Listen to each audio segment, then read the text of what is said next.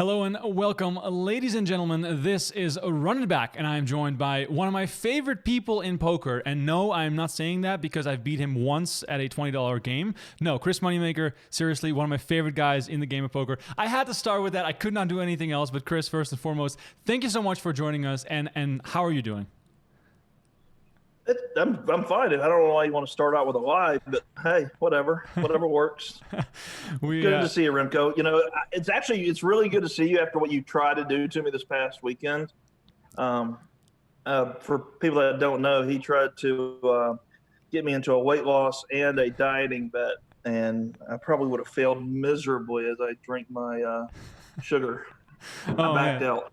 Yeah, no, funny you mentioned that actually, because I was trying to help you. I was trying to make you fit and get you ready for, the return of live poker, mentally focused, physically fit, but you didn't want to bite. You were too scared. I was too scared because I'm a realist.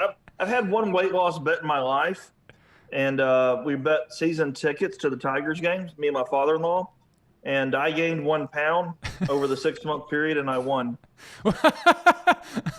Oh my God, that's about as didn't do as good of a story as I've ever heard. No, but I mean, it's working. Can't you see? Look at this guy, like a Greek god over here. Anyway, for the people that are watching and wondering, what is this bromance? Well, this bromance is all about watching the 2003 World Series of Poker main event. As you can see, intro rolling, music playing.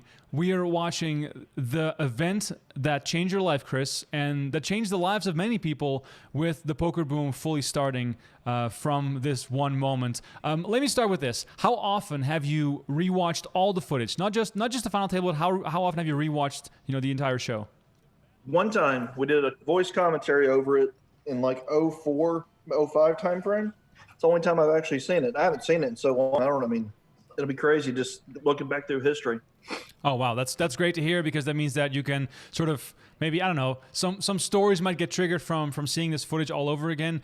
And for the people that are watching this, Run It Back is a show in which I do an interview with the guest who was on a given show, and in this case, the World Series main event. And I have picked not the final table because it almost seemed too easy to watch the final table again. No, we're watching day 3 and day 4 of the 2003 main event. So a lot of hands to uncover, not just action with Chris, but I'm pretty sure there's a story attached to all this stuff. If you have questions in the chat on Facebook or YouTube, please let me know. And don't forget to like this video, subscribe to the channel. It really helps us a lot. Chris, first and foremost, give me a rundown of how your first couple days were in this event. Did you always have chips? Was it a thing where you surged later on? Like, how did you survive those first 2 days? I actually went up every 2 hours. Every 2 hours, except for one, I made progress. I made chips. It was a steady climb the entire tournament.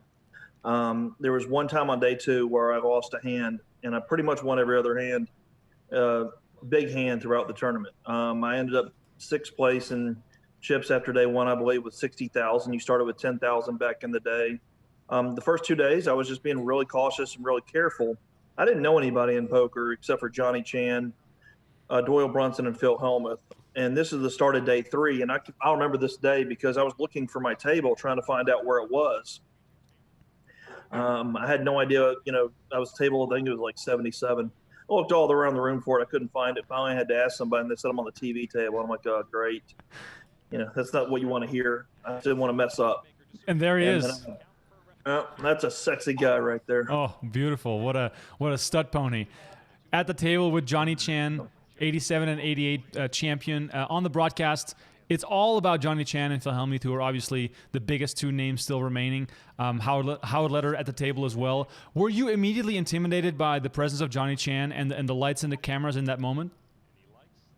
Yeah, for sure. I mean, I had played with Johnny Chan a little bit on day 2. The last level of day 2, he moved to my table, and he was just bullying me pretty bad. Bullying everybody, really. I was intimidated by him, and I knew I had talked with Dan Goldman, who is the marketing director for PokerStars, and he told me to be careful of Paul Darden, Johnny Chan, and Howard Letter. He said those are the ones you need to be aware of and be careful of. So I knew who I needed to, quote unquote, study. Yeah, that's really, really interesting. Were you just trying to make the money at this point? Were you aware of how long this battle was going to be? Because it's referenced on the broadcast before, and I'm not sure if it's actually true or not, but they're saying this is your first ever time playing a live tournament. So what was your attitude at this point? survival. That was my whole attitude for the majority of the days, was just, make it through the day. Every day I made it through the day, I got closer to making significant money. So I just tried to play really, really tight, really secure. Didn't really take too many chances. I played with a little bit of like monster under the bed syndrome, to be honest. I felt like everybody always had a better hand than me or could outread me or outplay me. So I was just really cautious for the first, like, probably 4 days. Yeah, I was playing hands that only made the nuts. it's so crazy to me to think that, you win a satellite and everybody knows that story, and all of a sudden you rock up to Binion's and the World Series of Poker, which even back then for someone who played poker must have been, a pretty big deal. Then to sit down, I mean, I would probably be shaking and full of adrenaline for hours and hours on end, just, having a hard time comprehending the whole thing. Did you ever sort of settle down at any point? Yeah, I mean, you're playing for hours. Any tournament you play, you're gonna settle down. It's like playing the PSPC now or the main event now. I mean, you play it after an hour or two, you're pretty calm. You're just playing again. You have a lot of chips, so you can sit there and just be patient and study and wait. The blind structures, especially in this tournament, moves up so slow that you could literally sit there. It felt like the entire day, not play any hands and survive. Yeah, no, definitely. The structure is a big benefit in the main event. However, back then, they started with 10,000 chips. Nowadays, that's up to 30,000, so the structure was a little faster than it is now. And back then, it took 4 days to make the final table. Right now, it feels like it's 36 days, but probably closer to 7. There's a lot of questions in the chat about specific hands that Chris played. We will get to all those hands and talk about them as they are unfolding on this show. So the Johnny Chan hand that Nick, you're asking about, we'll get to that hand and we'll talk about it, because obviously that was a huge moment. Throughout this tournament, were you in touch with friends, family, people that were following you, or were you trying to lay low and not tell them how it was going because it would bring some extra pressure perhaps? I was like, the tournament wasn't reported on like it is, today. You go to a tournament like the main event and there's constant updates, there's constant reporting. I honestly kept it very low key. I kept in contact with my father. He came out in the beginning and then went home and then came back out. And then a buddy of mine, Bruce. I mean, those are the only two people I really kind of kept in the loop. More or less because my dad was going in, back out. And Bruce was out there with me, and he was out playing blackjack sometimes, sweating other times. And then Dave Gamble came around a little bit towards the end as well. But those were the three guys. And outside of that, I just wanted to focus and play the best I could. I mean, I knew at any point the run could be over and I'd be heading home. So I just wanted to make sure I was focused as best I could. And we didn't have social media. We didn't have all this stuff. So it was all just about focusing on the game. So as far as from the moment you win the satellite until you play on day one, did you buy extra poker books? Did you talk to anyone that could coach you a little bit? Did you have a game plan, and did you try to improve or anything? My game plan, I got sunglasses, and I just said I'm going to count 5 seconds before I make a decision. I went out there a couple days early just to play a couple sit and goes. I'd never played on a live tournament before, so I wanted to go play some sit and goes. So I went and did that. Basically get a feel for playing against people. I mean, I'd played limit hold'em before in Tunica. That was my only casino experience, was playing limit hold'em, 5-10 limit. So playing no limit was a much different animal. And I was used to playing on Poker Stars, which had very low stack sizes. I mean, your chip depth was really low. So coming in with 10,000 chips, I did feel like I was pretty rich. I mean, I think you started with like 2,000 on Poker Stars back then, 2,500, something like that. So it's not something that. Oh, that's a good hand. That was a great hand. Come on, Chris, play it. Oh, I was so tight back then. So tight. Yeah, I mean, tight is right, especially in the main event. But unless you get cards, you're definitely going to get ran over. But it wasn't really a big deal because you obviously were catching cards at the right time. That's all you got to do. No, definitely, it is the case. But did you?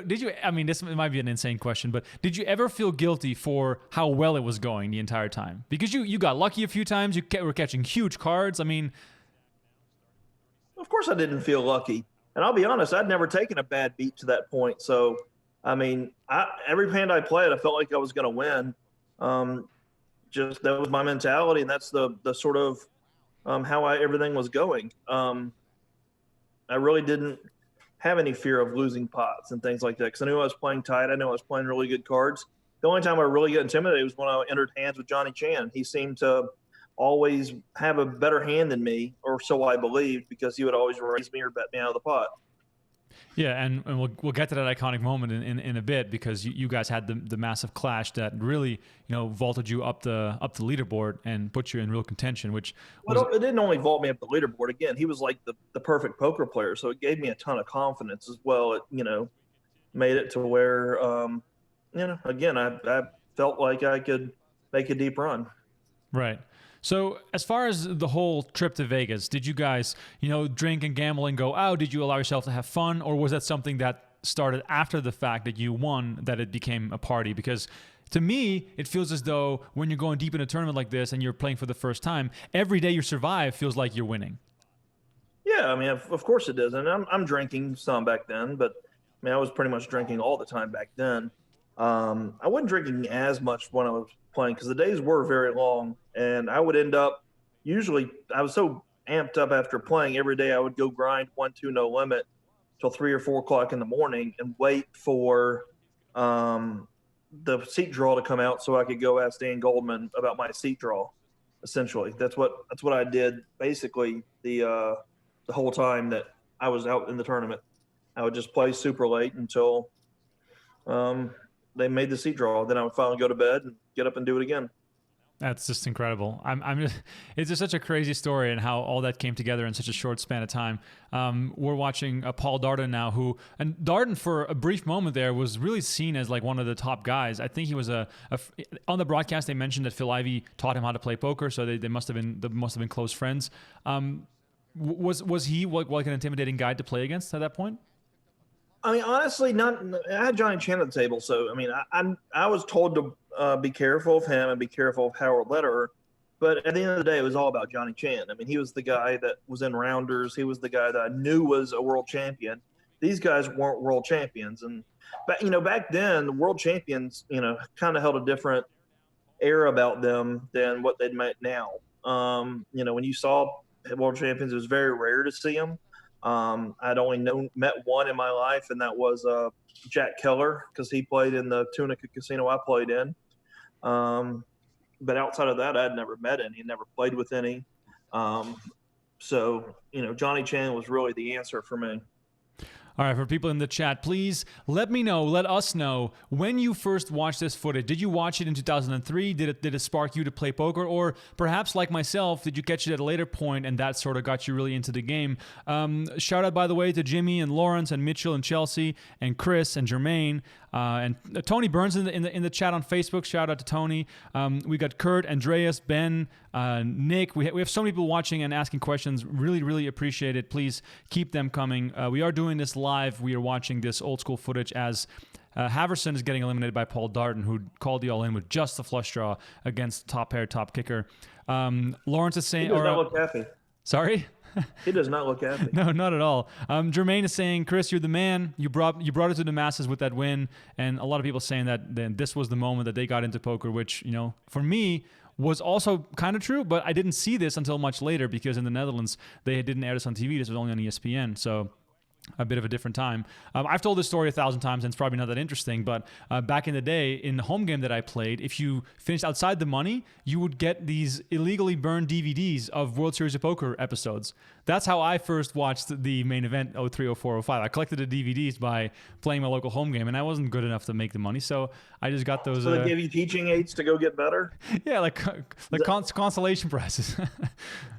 Oh, that was really funny. So nice. Yeah, I know. But yeah, to me, I started playing poker in 06, so a few years after this. Amir Vahidi, by the way, talking. We can actually turn up the audio a little bit and get some of the vibe from this era. They're not afraid to put its money on the line. It's really funny watching coverage back then versus now. Right. Like, what's the first thing that stands out to you? Back then, they told more stories. It was edited long after the fact, so they knew the outcome afterwards. They spliced hands together. So you would see hands that a button was in one spot and then it would move to another spot. They missed hands. They spliced hands together. It was just a real ragtag group of hands sort of put together. But they made stories out of people a lot more than what they do now.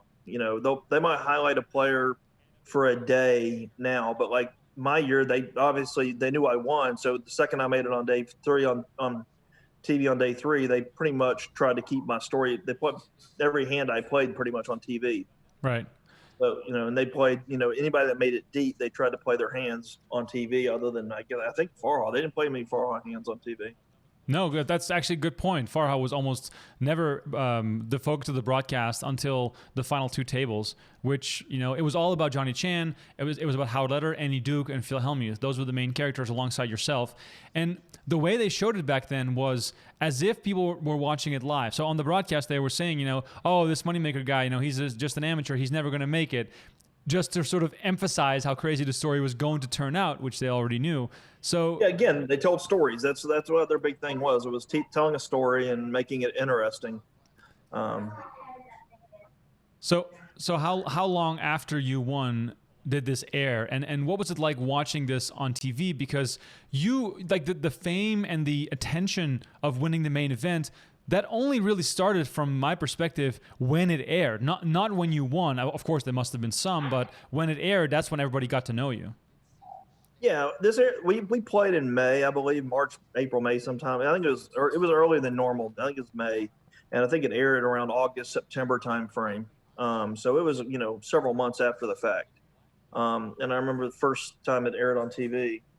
I asked, I just turned to my friend. We were playing poker actually with some other people, and I just turned and looked at him. I said, "Dude, am I really that fat?" He looked at me and said, "Yes, you are." Oh, nice friends. But anyways, so yeah, it was a good 6 months after the fact. So then, this was airing in real time, so it must have been week by week. So was there sort of a snowball effect of the attention that came along with you going deep? And for many people, it might have been, the first time realizing that this was actually a thing. So they might have thought that this was in real time. Yeah, I mean, they hadn't shown the World Series of Poker much on TV previous. If they did, it was without hole cards. The Varconi the year before won it when hole cards exposed. But outside of that, I think every year prior to that there were no hole cards. And I mean, I don't know if you've ever watched poker without hole cards. It's really boring to watch. Go back and watch some of these Stu Unger years, and it's hard to watch that poker. That's why poker was never watched on TV. Yeah, no, that's a good point. Scott Anderson is asking, Chris, how long was Kenna James actually zipped up in his jacket? We just saw the moment, him against Howard Lederer. Did they cut out a lot, or was that like a quick moment? No, there wasn't as much stalling as there was back then. Stalling wasn't really a thing. He was probably zipped up. That was probably the whole coverage right there. My son's coming in the picture here. Yeah, your son is probably seeing this for the very first time, so he might not even recognize you from back in those days. Have you ever seen this? No. No, he's never seen this before. That's incredible. This is the year Dad won. Yeah. You even you see where Dad is? You can't see me, can you? No. Well, Dad's going to be on the show quite a bit, so we'll get him in the frame in the next couple of minutes for sure. But yeah, that's also the crazy part, is that when you finally became the champion, then of course this is really cool too. They used to write the names on black with a magic marker outside the room. That's how they kept track of people. That was really unique and really cool. Way back in the day. Sorry, I didn't mean to interrupt you. No, go ahead, because that's actually really cool to know. So was that chip counts, or was it like a table draw or something? That was all the entrants, and I can't remember how they you just basically you can see how many entrants. That's just basically who's entered and what number you are. So they would, if I remember correctly, they would keep track of you by your number. I see Mike Wattell and Cindy Violette on the list over here. That's pretty funny to see. Gustav Hansen, everybody will know that guy. Mark Safe. Yep. Yeah, that's pretty cool. This guy was sort of like, you and this guy, the police officer, Brian Watkins, were like the big two amateurs going deep in this event that got a fair bit of coverage. And Tumor Benvenisti too. Tomer Benvenisti as well, yeah, the tour guide. Look at Marcel Luska over there with the upside-down glasses, making a show of it already. Still a shame that he didn't make the final table. That would have been quite the show, and he got really close the next year as well. Did you create any friendships or sort of relationships with the players that were also going deep in this event? I wouldn't call them friendships. It was, we were competitors. I was getting a lot of unwarranted or unsolicited advice. I can tell you that I had a lot of people coming up telling me what I was doing wrong and, what I needed to do to play better, which is always fun. Devilfish came up and gave me some advice. Dutch Boyd gave me some advice. So, I had people coming up and trying to help me, which I just basically discarded because I didn't want to mess anything up that I was doing. Yeah, let's listen to Dutch Boyd here, which is pretty funny. He was like the young kid. I knew he had the jacks, but I called anyway, and I got there. That's poker. Sorry, Dutch Boyd. Yeah, he was considered one of the genius up-and-comer kids.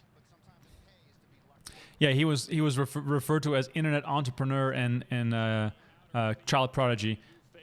Yeah. Table World Series of Poker rookie Chris Moneymaker started the day at just about 100,000. Let's find out more about this man called Moneymaker.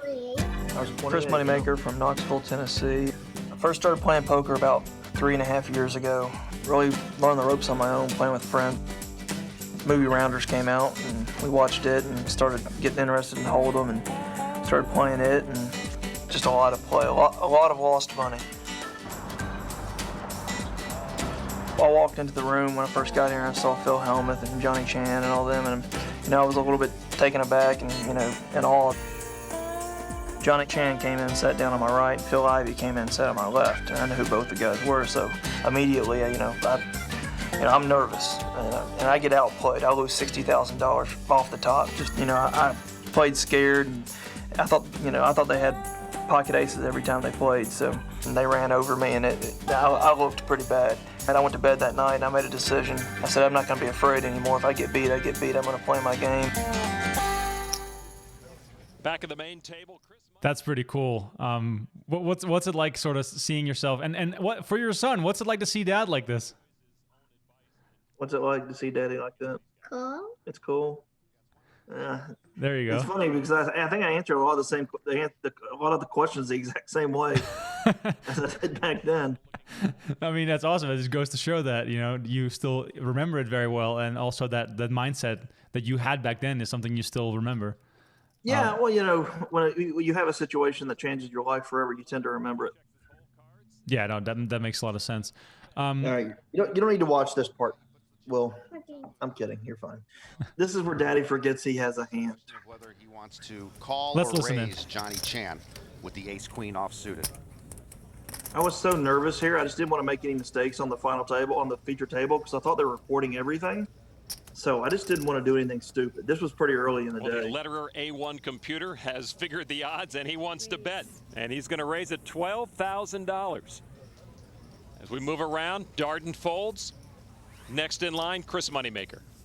Chris Moneymaker, interestingly, had never played in a live tournament before coming to the World Series. He paid $40 to participate in an online tournament, and he won his $10,000 seat into the World Series by winning that tournament online. And here he is in Las Vegas, staring down two of the biggest names in the game, Howard Lederer and Johnny Chan. Yeah, we just heard him say that he's not going to back down, and in fact, we're seeing him stare them down and trying to sort of out-muscle or even out-intimidate them.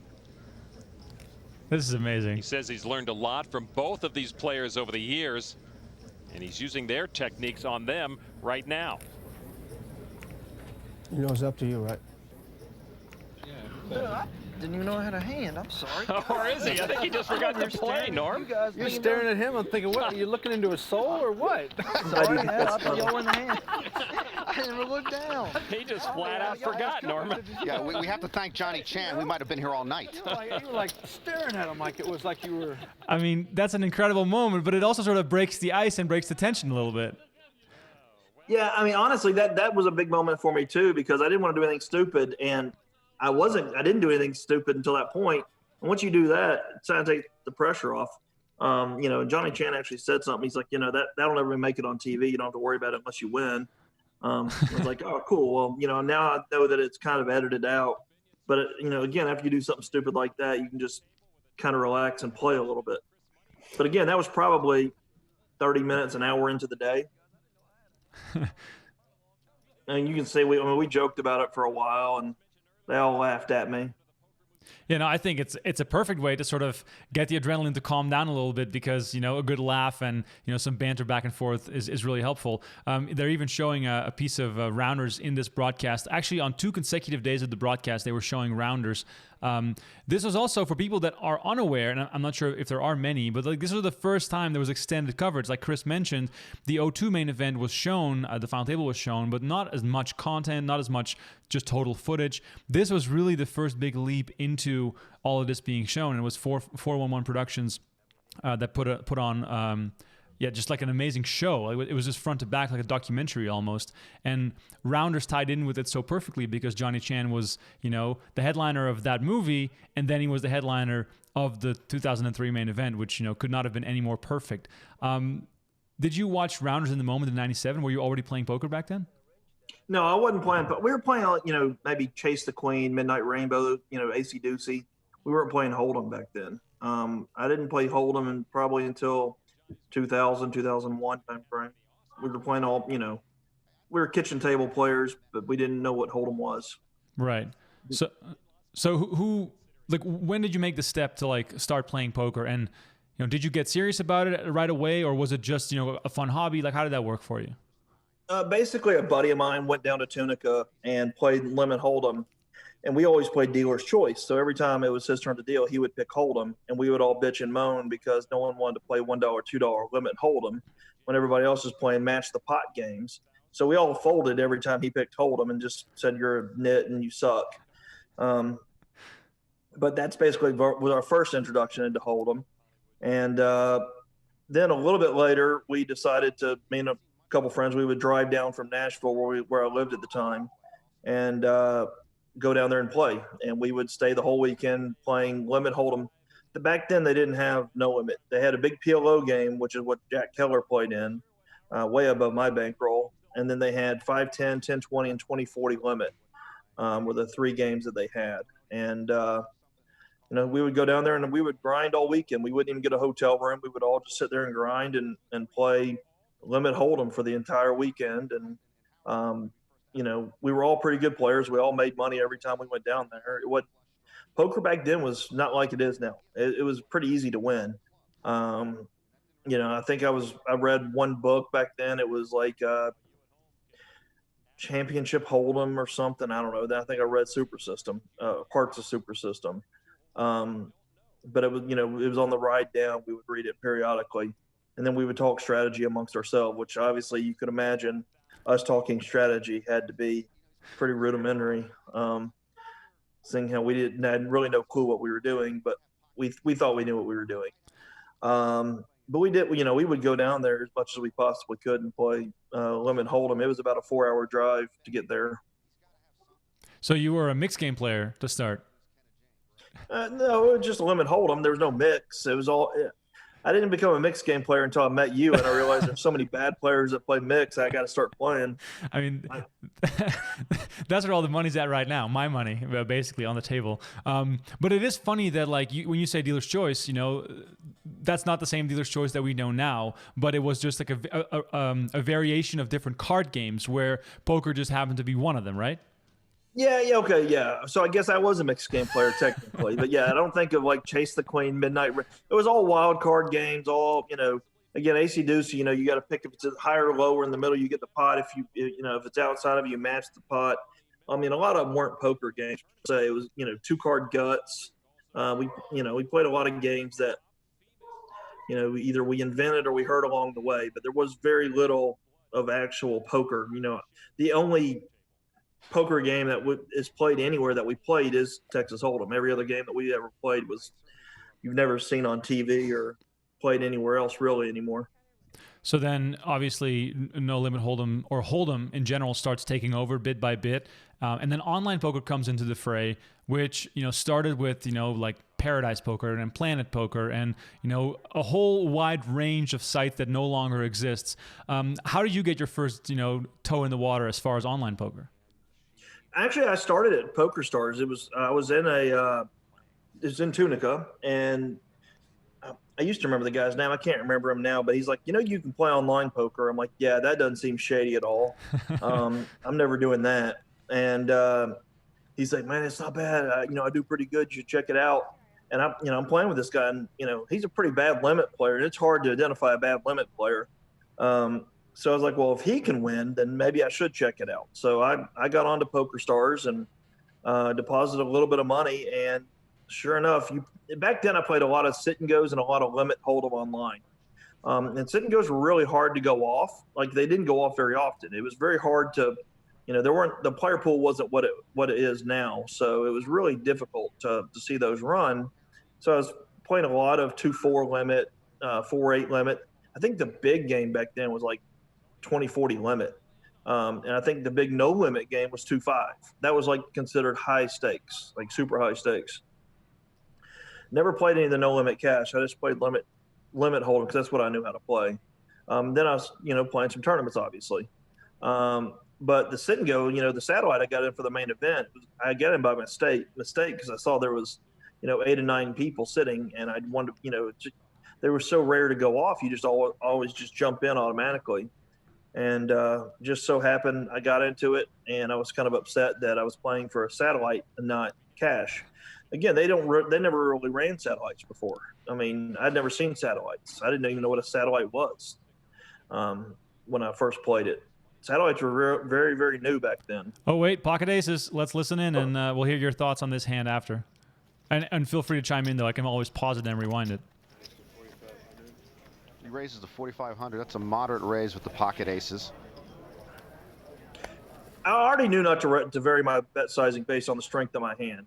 I knew that much. Man, I felt like I was pretty far advanced for a lot of players. A lot of players were deviating their hands drastically based on their hand strength. Right. So one thing I'm curious about, and I've watched this quite a few times, is how much 3-betting and 4-betting was there at the table in general? Like, did that happen at all? No. The only 3-bet and 4-betting was premium hands. Like, there was anytime anybody ever 4-bet, it was always aces or kings. That's why I just flatted here. He would have folded if I 4-bet him. He would have known I had aces. So I figured, I'm going to take a flop. I'm in position. I bet the best hand. So I don't know how strong he is. Obviously, if I don't know he was this strong, I probably would have re-raised and we might have gotten it in. But as it is, I wanted to I was always trying to disguise my hands the best I could back then. Yeah, and it's funny because this broadcast was so new that we never really got to see what the blinds were. We didn't get to see the pot size on screen, so people in the chat are asking, what are the blinds? How big is the pot? You made it 45K before the flop. Is it safe to assume that the blinds maybe were they 10, 20 or something like that? Like, I don't know, like a small raise that you made? Yeah, I probably did 2.5x. That's probably a fair assessment. So then on the flop, Howard led her continuation bets after 3-betting, and you move all in. Let's listen in. He wouldn't have otherwise. Howard might have just folded earlier. And Howard does indeed fold, and Moneymaker backs letterer down. I way overbet that pot. I can go ahead and tell you that. You can see I was nervous. I mean, I took a chance. I felt like slow playing my aces. It's just crazy how different it was. Yeah. Because I think he probably bet like 60,000 or something. I just shoved like 400,000 into it. Yeah, and given how strong your hand was, his 3-betting range doesn't hit that flop at all, given it's 2003. He's only going to have big cards, so you're better off calling and jamming the turn or whatever else. We don't think about that back then. We think that he has kings, and that's it. We put people on hands. We don't put people on ranges back then. Right. We always assign people hands, and then you change your hand that you have the person on based on how they're playing. Right. But to be honest, you always put people on hands first. And was it this situation that I think I re-raised with 3s here. Okay, let's if I'm not mistaken. So Chris Moneymaker with a pocket 3s. Maybe I Paul didn't. with 6-7 offsuited, not much. Flop comes out ace, king, and 4. No help to either right here. To Darden. Paul Darden told us that he prefers playing against pros than amateurs because you know what a pro is going to do, and an amateur, you're just not really sure. So it's easier to read a pro. They both check to take a free look at the turn, which helps neither one of them. I'm just going to pause it real quick. What Norman Chat says there about Paul Darden, that is so quintessential 2003. I'd rather play against a pro than an amateur because a pro is going to be more predictable. It is so contradicting in so many different ways. Well, you got to realize pros were really bad back then. I mean, the pros were easy to play against because they were so predictable. I mean, yeah, and the amateurs were so plentiful, myself included, that we were kind of everywhere. And so it was easier playing against the pros. Yeah, it was like a minefield, but in a different way than it is now. Yep. Look at you out here battling. Hey, you know, I think I've got the best hand I'm going to call. You made a raise. Take it down themselves. Oh, like raised. they say, sometimes I'm holding the target shoots Take that. back. And Paul doesn't like it. Well, I can tell you that's part of my strategy right there for the first like 3 days. When you play, one thing that my room had was there's no check raising allowed. So if you had a good hand, you always bet it because you could never check raise. So whenever anybody checked to me, I usually bet. But if I didn't have a really strong hand, I would wait 2 turns and I would usually raise them on the turn with whatever I had because I know they didn't have anything if they checked to me, or I usually felt like they didn't have anything. That was always a strategy I used this year when I played here. A no check raising rule is just, it's so hard to fathom. Like, this is crazy. On the wall in the poker room, it said checking and raising is not allowed, which is, it's crazy. Let's listen to Scotty win. What a legend. The more information you Dan Harrington acquire too, by that the your way. opponents don't have, that means you have an edge. I seem to look right into people's souls sometimes. Oh, God. You know, I don't know what it looking is. at people's souls back then. Aggressive. Some is very loose. Some is very tight. I mean, there's an iconic Scotty Wynn moment coming up later in the show that every time I see it, I still laugh. He bluffs Humberto Brenes' shoes off, and that hand is just one of my favorite hands ever. But it is cool because this was the first time we really got to see these personalities. I mean, Harrington on Hold'em, he wrote a famous book. Helmuth already won the main event in '89, but he got famous from this. Same for Scotty Wynn. Like, everyone got their first taste of fame and notoriety in poker during this run. So, those guys that went deep in '03 became like the first poker stars. And then '04, of course, it spiraled out of control with the whole boom. And these guys were poker stars they're still bigger poker stars now than the guys are today. I mean, if you ask poker fans, they're going to tell you, Scotty Wynn, or, they're going to tell you guys from the old time more so than today's guys, just because of the personalities. I mean, you don't have any Scotty Wynns running around in poker today. No, that's very true. I mean, and Helmuth is, we could live for 1,000 years and never see someone like Helmuth ever again. No, he's going to be a special individual that's only him. Let's see how this goes between Helmuth and Farha. King and queen. Wow, you paid that? King, queen of diamond? Feel like being cheated. Sammy knows he's beat. Phil takes the pot. As for Harrington, well, he's been That was like one of the few hands you saw of Sammy. Yeah, that's why I was curious, because Sammy definitely wasn't featured much. Did you play on the feature table this entire day? Like, was it just like they didn't move the tables? They moved the tables every once in a while, but I was on the feature table pretty much, I want to say most of the day, because I didn't bust Johnny Chan until like the 3rd break of the day. Right, and so it was after that break, I think they broke the table after Johnny Chan broke. Yeah, and they wanted to keep Johnny Chan at the table, which of course makes a lot of sense because they kept. This is also funny. The one thing they did back then, which they did for probably a decade, is anytime anybody busted from a feature table, you're guaranteed to get either a big name pro or a good looking girl coming to the table. That was always the formula for whenever they opened up a seat on the table. It was a given. You knew that was coming on the table. It's funny you say that because on day 1 is Dola Brunson and Robert Varconi at the feature table, and then Brunson busts and Scotty Wynn takes his seat. So, but that was just accepted back then. No one really cared that much about it.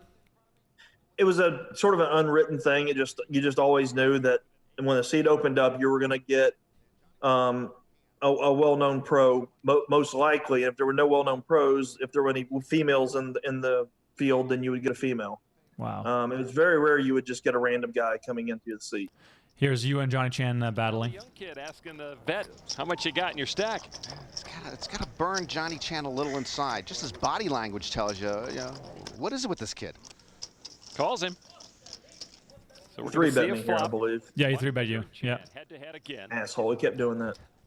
He was the only one that was 3-betting wide. And I wouldn't consider ace-jack wide, by the way. For this period of time, it was very wide. Johnny Chan far ahead at this point. And does the correct thing here with a bet. Oh, I'm going to bust him. I can't wait. Is the bet from the two-time World He's really irritating me, by the way. I mean, he's good. Yeah, put that in perspective for me. Like, someone being good back then, that just meant more aggression and, you know, putting pressure on people? Honestly, that's what it was. Aggression meant good. That's why Farhall was pretty good back then. I mean, the aggressive players, the ones that 3-bet something other than premiums, were the good players. And, you know, c-betting, we didn't c-bet 100% of the time like we did for a long time in poker.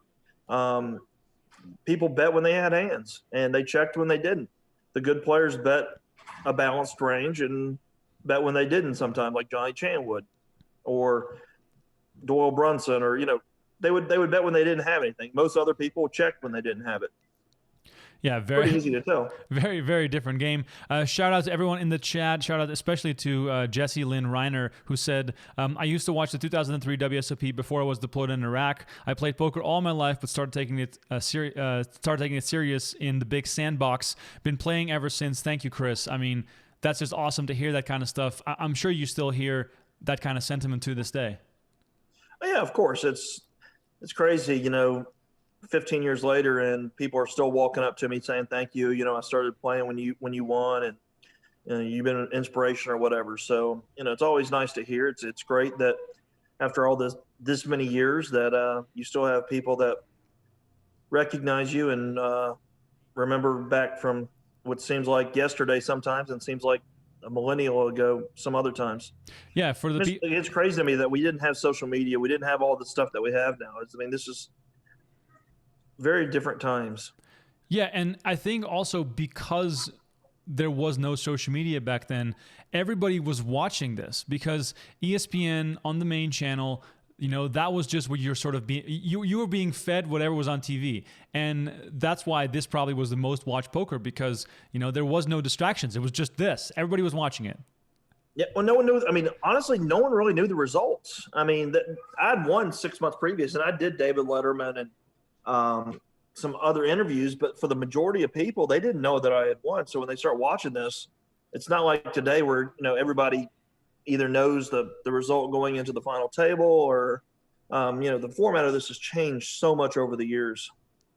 This is, by the way, a good example of Johnny Chan's aggression. Letterer continuation bets on 7-7-3 with pocket eights. Chan just moves all in, putting Letterer at risk, and he thinks for a very long time in this situation, which goes to show that aggression was definitely, you know, paying off, especially in that era. It was way overvalued, way overvalued. But at the same time, that's one of the few times you would see someone fold an overpair.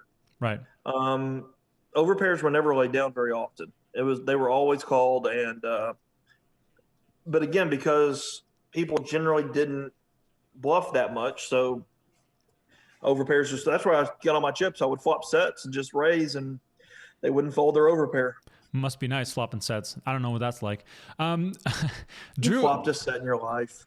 Drew Hoagland is asking on Facebook, says how many entries in 2003? It was 839, I believe, off the top of my head. So just over 800. And then the year after, when Raymer won, it was up to 2,500. And for the people that are unaware, the PokerGo website is releasing all the old footage from the World Series of Poker on PokerGo. So this week, we are themed 2003. Tomorrow, it's Final Table Friday, and we have both episodes of Chris's Final Table on PokerGo available at 9 a.m. Pacific Time, 12 p.m. Eastern Time. That Final Table will be available, and then we'll stay on PokerGo forever. And then next week, we are doing 2004, and then 5 This is the and hand 6. I bust Johnny. Oh, we gotta go back. We gotta watch the whole thing. Look at me trying to promote like a company man, just missing the action. Someone go all in just a moment ago. Successful there. Darden, again, no action. Over to Chris Moneymaker. And he's going to raise 6,000 to Johnny Chan. He will raise with the ace-8 suited. Nice 6,000 was my raise, so those are 500 chips. Again, I think Johnny Chan having to make something happen. I don't know. I think the 1,000 chips are the white, maybe. Champion's eyes, who knows? He's got a King 5 suited. And this is a good flop for Moneymaker. because he has now the top pair of aces plus the ace flush draw. Johnny has a lower flush draw, so that's irrelevant, and he also has a straight draw with a 2. Much better cards for Chris Moneymaker right here. And it looks like Chris Moneymaker is fully aware of that, and he's going to bet to Johnny Chan. This scared the living hell out of me when he raised. Yeah, so what were you thinking that he could have? I mean, big ace is the obvious answer, but like, what were you thinking? I mean, I felt like he had ace queen, ace king type hand. You know, this is Johnny Chan. He's not gonna, you know, have like 2-5 or anything or a flush draw. I thought I had hit my flush to win, but at the same time, this is for Johnny Chan. I mean, I have to get lucky against a player like this. So, let's go. Let's see if I can hit a flush draw. And I mean, maybe you remember this, but in relation to the pot size, how much was still left to play? Because your stacks look pretty deep at this point, but then, you know, it goes raise, and you guys go all in. Yeah, we were relatively pretty deep still. I can't remember how deep we were, but we were deep. And the ace flush draw. Well, the rest of the players have left the table for the break, and right now we have the perfect player against the amateur of amateur, mano a mano, in this hollow. I wouldn't call Johnny the amateur player. So there you have it. Chris Moneymaker laying down the challenge to Johnny Chan. And he thinks he has the best hand, and he does. And to me, this is going to be tough for Johnny to call. I mean, I can't believe Johnny called with all the tells I was giving off of strength. I mean, going back and looking at my hand, I mean, I look super strong there. And taking off the sunglasses, putting them back on, the whole spiel. Yeah, I mean, I did everything. I mean, it's funny because you look back at things and I'm like, wow, I was a tell box. You then say, I need a heart, and and then Johnny Chan is like, I'm in bad shape. Yeah, I thought he had ace king, ace queen. I was like, wow, okay, this Put a deuce up there. No deuce. All right, here we go. Moment of truth. The turn card, a 9 of hearts, and that's going to do it. Chris Moneymaker with the ace-high flush takes down Johnny Chan. Wow, this is like Buster Douglas knocking out Mike Tyson. The 2-time champion goes down in a heartbeat. Sometimes even the perfect player has imperfections. He put all his chips at risk on a draw. All he had was a draw, and now he's going to have to go home. Chris Moneymaker learned his lesson well yesterday against Johnny Chan and used it today to defeat his idol. Yeah, all you do is flop top pair with nut flush draw, and you can be good too. Exactly. I caught him that time, but he's a phenomenal player, and he's definitely tough to beat. I came in nervous as could be, and I've loosened up. So I hope I can finish this thing off and be a real moneymaker. I don't know. I mean, that was one of the most iconic hands, and obviously the most iconic turn card in your life, because you were still well ahead, but that moment when you know you have it locked up must have been a huge sort of like relief moment. Honestly, the most iconic turn card I've ever seen was the 8 against Roberto Brenes. Let's just be real. Which spoilers, by the way, but yeah, that's coming up still. That is maybe even well, maybe. I mean, surely if you haven't seen it. No, just kidding. But yeah, no, it's definitely crazy because now you're sitting on such a large stack. Did you then start looking at the payouts? Did you try to think about, oh, what am I going to do with all this money? Like, was that a consideration? Just wanted to survive. I didn't look at money. I just wanted to survive. I actually did. After I busted Johnny Chan, I started loosening up and doing a little bit of bluffing and coming out of my comfort zone a little bit because I had a lot of confidence after that. And the bluffs were working, so it didn't hurt my confidence. That's how I was able to build my stack pretty good. I became more of the aggressor, and that worked in my favor. Let's listen in on this hand where the international audience first got a taste of what Scotty Nguyen is really like. First 3 cards, community cards, and they come out with 10, 5, and 4. And that gives Scotty Nguyen a pair of 10s, a top pair on board, but still behind Kaplan's jacks. I'm going on. Scotty Nguyen's going to go all in. Yeah, actually what Scotty's doing there, he's actually forcing Jonathan Kaplan to decide whether he wants to go all in because Jonathan has fewer chips. If Jonathan were to lose his hand going all in, he would be eliminated. I call. So Jonathan Kaplan feels he has the best hand. He's going to push all his chips in and risk his tournament right here. And indeed, he does have the best hand right now. He's a 3-1 favorite with those jacks over Scotty Nguyen's pair of 10s. And that news has just reached Scotty Nguyen. A grim look on this former champion's face. Ready now for the turn card. It is a 2 of hearts. No help for Scotty Wynn, and now Kaplan further ahead in the hand.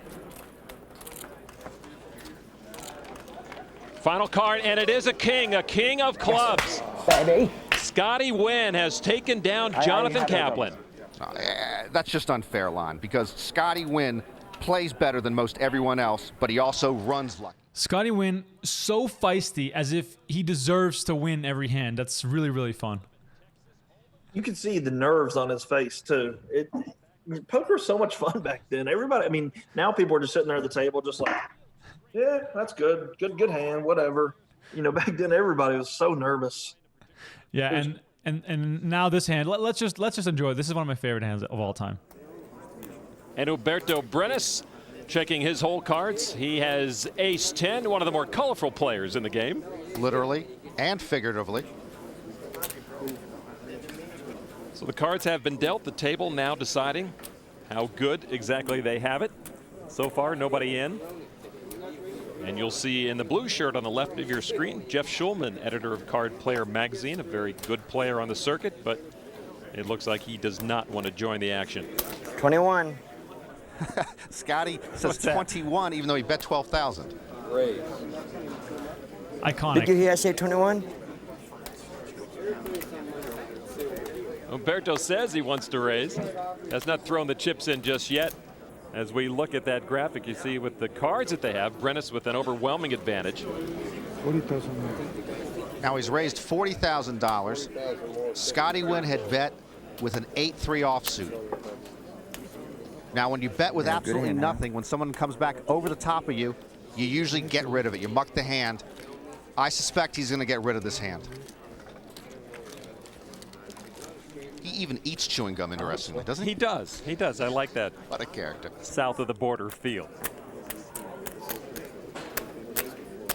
Scotty taking his time.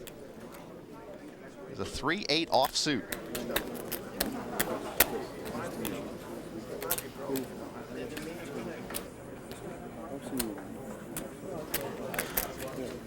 This is going to be the greatest move I ever made. He's saying it's going to be the greatest move he's ever made. I'm amazed at what he's doing.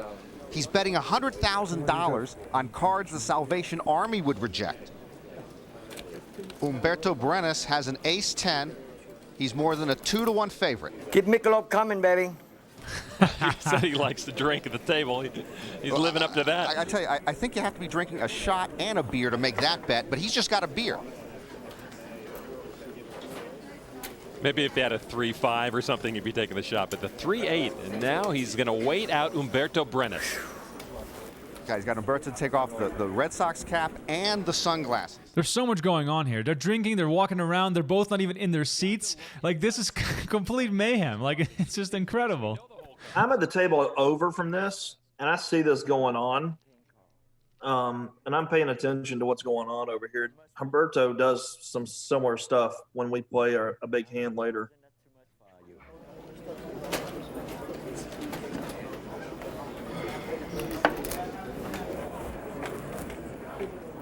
Okay, I pass this time. No. No! Umberto's going to pass. What you got? I bet 100,000 with this hand, baby. Rubbing it in. No. Turn over. Hall of Fame bluff. I told you 21. I thought I played blackjack. God damn. Here's a man who knows how to play Vegas. Scotty Wynn, the former champion, flamboyant and bold, and a winner. That's no limit, baby. That's no limit, baby. It's just incredible to see this Scotty Wynn just like one hand and he becomes a legend. It's incredible. And you can even remember this even though you weren't at the table. Yeah, of course. I mean, you know, this was one of the bigger hands back then. And, you know, again, it's kind of rare to see someone do this. I actually did something similar to this. It was actually a lot more extreme on day 4. It wasn't on TV, though. But it was my boldest move I made all tournament. It was quite insane. But yeah, it's very rare to see that kind of bluff action going on. What was the hand you were talking about that wasn't shown? It was against I can't remember the player's name. I think it was an Asian player. I had ace-5 of hearts, and he raised like 15,000 pre, and I called, and the flop came like 7-10 jack, with no hearts, and he checked and I checked. The turn card came. I want to say it was a queen, and he bet 15,000. I raised 15,000. He re-raised 15,000. I re-raised 100,000.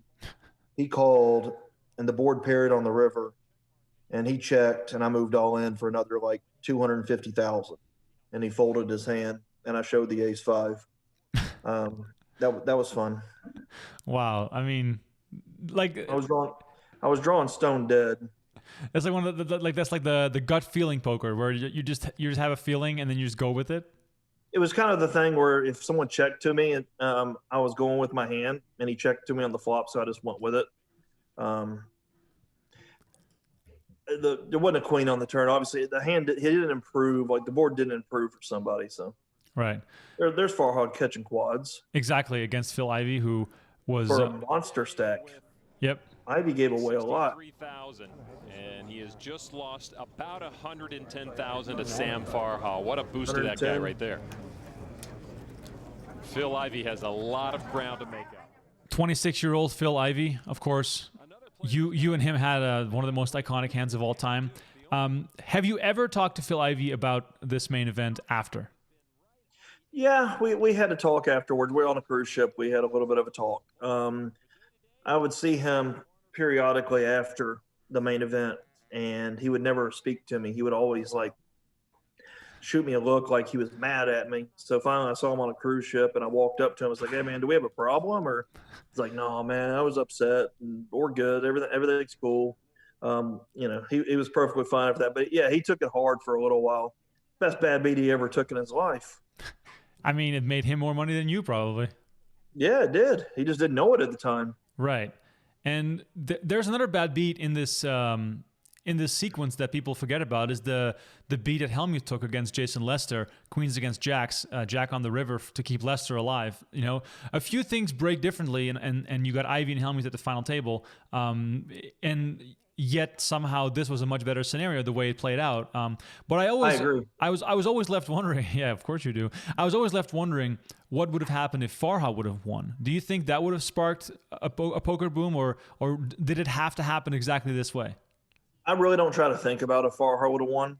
I don't really want that to be in the realm of possibility.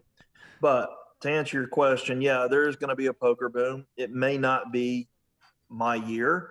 Butterfly effect. I don't know how that affects the next year's numbers. But eventually you're going to have, Darvin Moon or, someone come along and win that will relate with people and feel like, they can do it too. And my run, still might have inspired people just coming second. Who knows? Right. Varconi was an amateur and won the year before me. The problem with Varconi, he was an MIT grad and he seemed really smart. I did not seem very smart. So people thought if I could do it, they could do it. If you have Farha win, I mean, now you just got another, he's perceived as like the ultimate pro, the pro's pro, especially the way he looked, the way he handled himself. I think that would give people pause to want to go play if he would have won. But it would still have grown the game. I mean, the coverage itself was growing the game. Yeah, obviously that was the biggest factor was all the airtime the game got. I mean, Ivey in the Francis jersey, Scotty Wynn, Howard Letter at the Casey Castle, by the way, there too, and just everyone all of a sudden became. Chuck Hong is who I bluffed. I'm pretty sure. Oh, okay, Chuck Hong, the guy who we just saw, yeah. Yep. That's funny to see as well. So you were moved off the feature table here. So were they just moving the footage around, or was this like a fresh table that they put in there? They were moving footage around, moving people. They were moving people around. I mean, obviously they showed Ivey before. He wasn't in the Francis jersey. Now he is. I think Howard Letter's in a different outfit. Scotty Wynn's in the same one. I can't. I mean, there's splicing and dicing covered, hands back then. It was a little bit weird. So wait, this might not even be from the same day. May not be. That's actually really interesting. I had not considered that. I knew that they were, not showing the hands in order sometimes, but I did not know it might have not been from the same day. But that makes a lot of sense because Ivy wasn't wearing the Francis jersey. So at this point in the tournament, when it got down to just a few tables, did the atmosphere change in the room? Like, were there a lot of spectators? Like, what was it like to go sort of like 4 tables left, 3 tables left, that atmosphere? Basically, there's a lot of nerves, but then you would have Amarillo Slim walking around trying to place bets on people, trying to take odds on who was going to win. He was giving everybody all the odds. You would have Lederer and Helmuth and, Ivy and these guys taking themselves to win the tournament against him. And, I asked him what my odds were, and he looked at me and said, "Son, your odds are so big I couldn't even make a number," or something like that. You can, what he said something like the sheep to slaughter or something. Did you bet on yourself though? No, I didn't bet on myself. I was just curious what the odds might have been. I mean, that would have been a real fun story if you took a few thousand off Amarillo Slim. I'll be honest, at that point, I didn't have a few $1,000s, so no. Right. So at this point in your life, going deep in the main event, of course, this is not your profession. This is supposed to be just a cool Vegas trip, and it sort of gets out of hand. But where were you at in your life at this point, and how much did this mean to you to win this? I was in credit card debt, and I mean, I was making about $40,000 a year. Had a decent job, but I was just starting out. I mean, I was young and just basically out of college and had debt, and so this was huge. I mean, I would have been happy with $10,000. I'll be honest. I mean, that would have got me out of my credit card debt. I would have been super happy with just that. Yeah, and that of course went a little bit differently. Did you have the feeling as though you were becoming a poker professional as soon as you won? Like, was that sort of the thought? Oh, heck no way. I wanted to go back to work, and I had seen so many people win the lottery and then go broke after that I had no desire to be a professional poker player and leave a comfy, 9 to 5 where I was getting a paycheck. I was just going to be comfortable and have money. I wasn't going to be doing this, that's for sure. In this hand, we have Farha making the nut flush, or making a flush, and then he's up against Helmuth. So this could make for a little tirade. Win the hand now. This is what makes Helmuth really good, though. He checked the flop back here, even back then, and controlled the size of the pot. Didn't get too involved with Ace King. You would see so many people go broke here. Flush bets 80,000 and gets a look from Phil. But Phil hesitates very little to call it. Oh! He called 35,000 more with Queen Jack. Well, there's the Phil pout. It's another case when Phil Hellmuth can't believe that an inferior player playing inferior cards, making a bad call against him, wins the hand. Phil, that's called gambling. Sometimes I saw a question earlier in the chat. Have you kept any memorabilia or any things from this main event aside from the bracelet? I've got a jacket. I've got the shirts that I wore. I've got the felt. I've got the jacket that you get to when you make the final table. I have my jacket from Poker Stars that I wore. I have the trophy that you actually get a trophy when you make the final table. Really? Yeah, which is different. It said, congratulations making the final table, World Series Main Event. Never seen that before in any tournament since, but they did give you a trophy for just making the final table. So I have that. And I think that's it. What about the glasses? I gave the glasses away that night. Really? Yep. Kind of drunk and don't remember it, but I guess I gave them away that night. I mean, that is kind of funny. That if there was ever like a poker museum, those glasses would have been pretty iconic to have in there. But the trophy, I'm curious about this. You need to take a photo later on and send me a photo because I've never heard of there being a trophy for making the main event final table. I did know about the jackets, which is pretty cool. They should bring that back. That's definitely something that makes it all sort of stand out a bit more, make it a bit more special. Someone was actually wearing the jacket, a final table jacket. They gave it for every single final table that you make in the tournament. I think I've got it in the closet. My trophy's somewhere up in the attic. I have to go find it. It's stored up there. Wait, you don't have a Chris Moneymaker sort of a walk of fame in your own house? No, but I've talked about opening up a card room, and and doing that, I would have all that stuff there, which would be cool. That sounds awesome. I mean, I think that's just that's like the very logical thing to do. Have your own card room, the Chris Moneymaker card room. I mean, how can that not succeed? That sounds incredible. For the people who have questions, who are in the chat on Facebook or YouTube, please send them over to us. I'm going to try to take some questions from the chat if we have some time to do that, because we have a lot of big hands to talk through. And this, by the way, is the segment where Dutch Boyd says, if you can do chip tricks, you are intimidating to your opponents and they will not bluff you as much. Chris, is that true or not? Back then, yeah, probably is. I mean, again, different day, different time. Again, this is, there were characters, there were all kinds of different things that people did back then that don't fly now. Wearing crooked hats, upside down sunglasses. Yeah, I mean, and also the nicknames: Oklahoma Johnny, Minneapolis Jim, Amarillo Slim. There were just way too many characters, and Darden was the truth. Well, you were Money 800, but that never really stuck. No, it didn't stick. But this by the way is the hand that makes Dutch Boyd the chip leader of the tournament. We are deep on day 4. He was a real force, and you of course end up squaring off with Dutch Boyd later in the tournament. But yeah, he was like the young gun that was supposed to win it all. He went on to win some stuff in later years, and he's still around, of course. But him, they were called the Crew, I think, with Scott Fishman and a bunch of other guys. Yeah, it was Scott Fishman, Brett Junglebutt, him. There's one other one, I can't remember who. Was Brad Booth part of that same crew or not? Was that a different? I don't think so. Oh, here we go. The legendary Johnny Chan was considered dead money. Do you still consider them so, Norm? Well, I don't know if they're still dead money, because once you get in the money and the top 63 players in this tournament get paid money, they have made it to the top 63, so I don't know if they're dead money anymore. They're dead money with some money in their wallet because they've made money, and now Tomer is going to bet the flop. He still is ahead with a pair of threes, and Chris Moneymaker has a straight draw. Otherwise, he has nothing. It's $15,000 to Moneymaker, and he does call.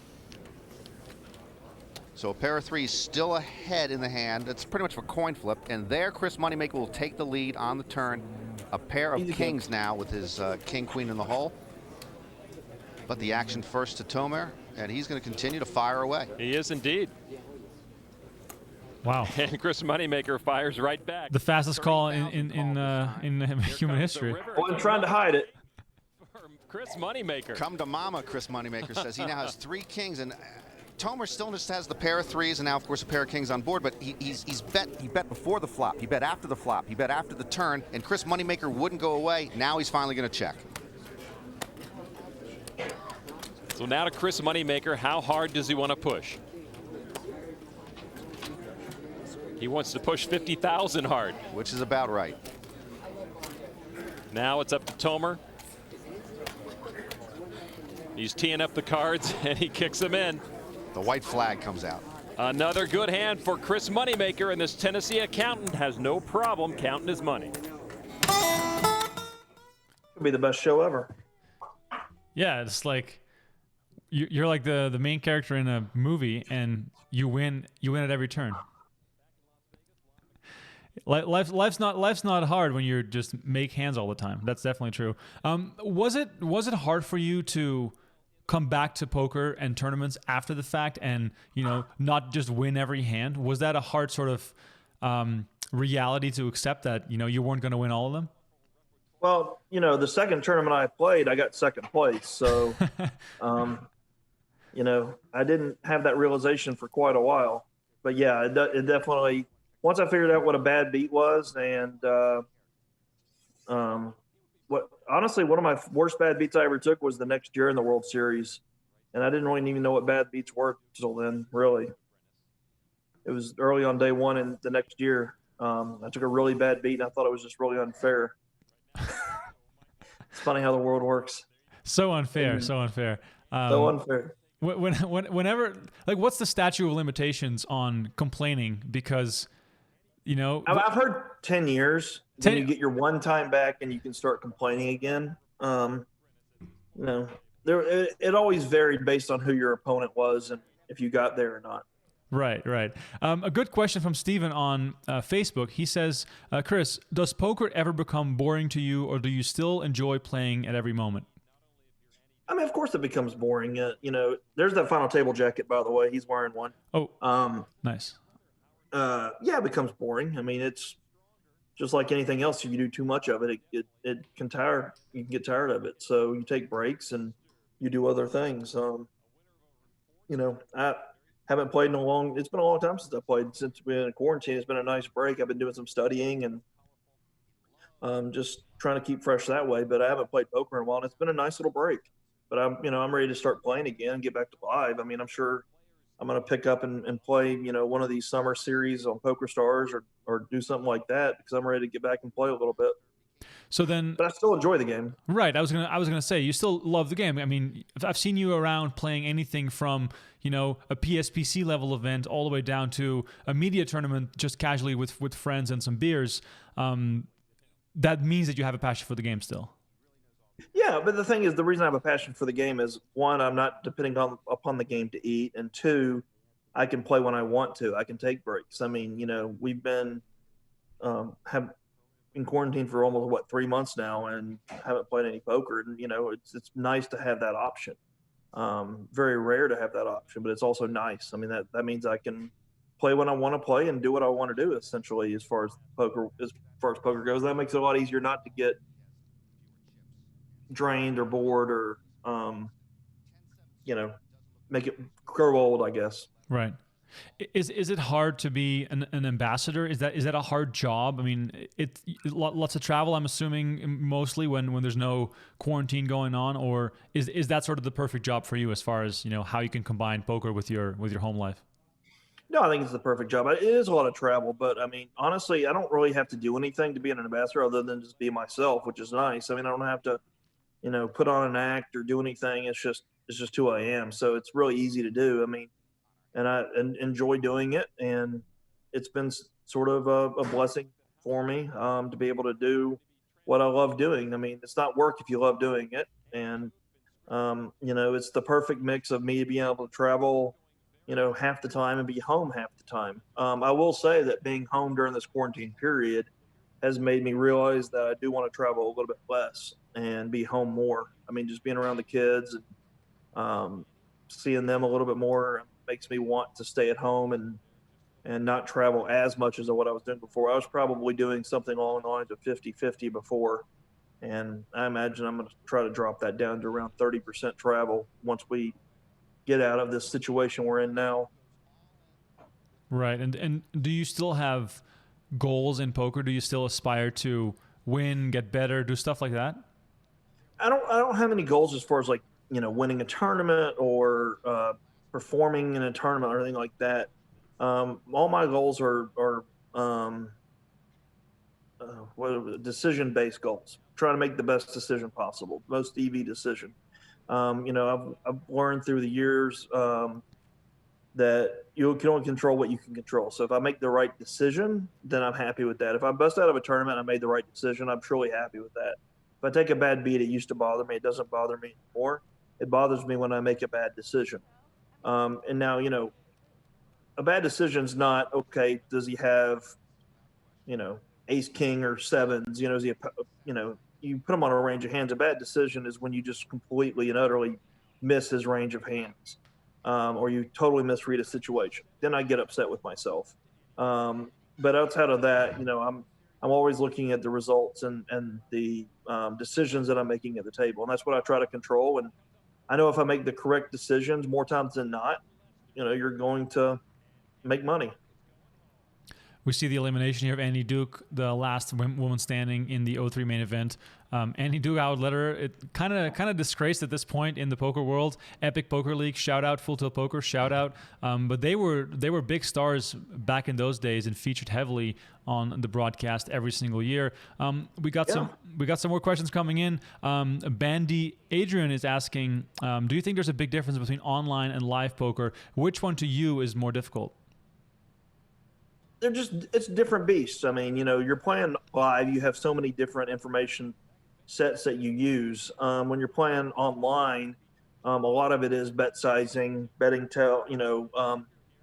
betting frequencies. You can use a HUD. Obviously, you have it's more data driven.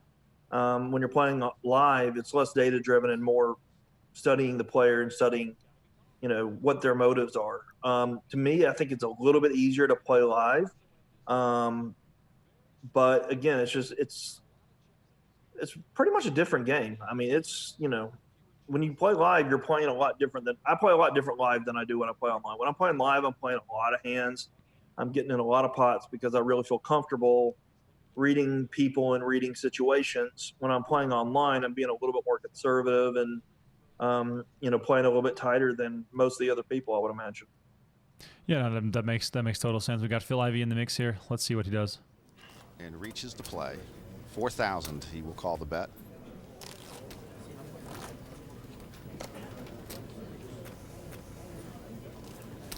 Rest of the table kicks in, and it's up to Chuck Hong, who also throws his cards away, and it's to Jeff Schulman with a 6. Funny seeing Jeff Schulman, of course, a card player, made the Foul Table Main Event back in 2009. Playing at a very young age already in the main event. It's easy to forget that these people have been around for such a long time. When you look back at this footage, you barely recognize the guy. I know, it's crazy.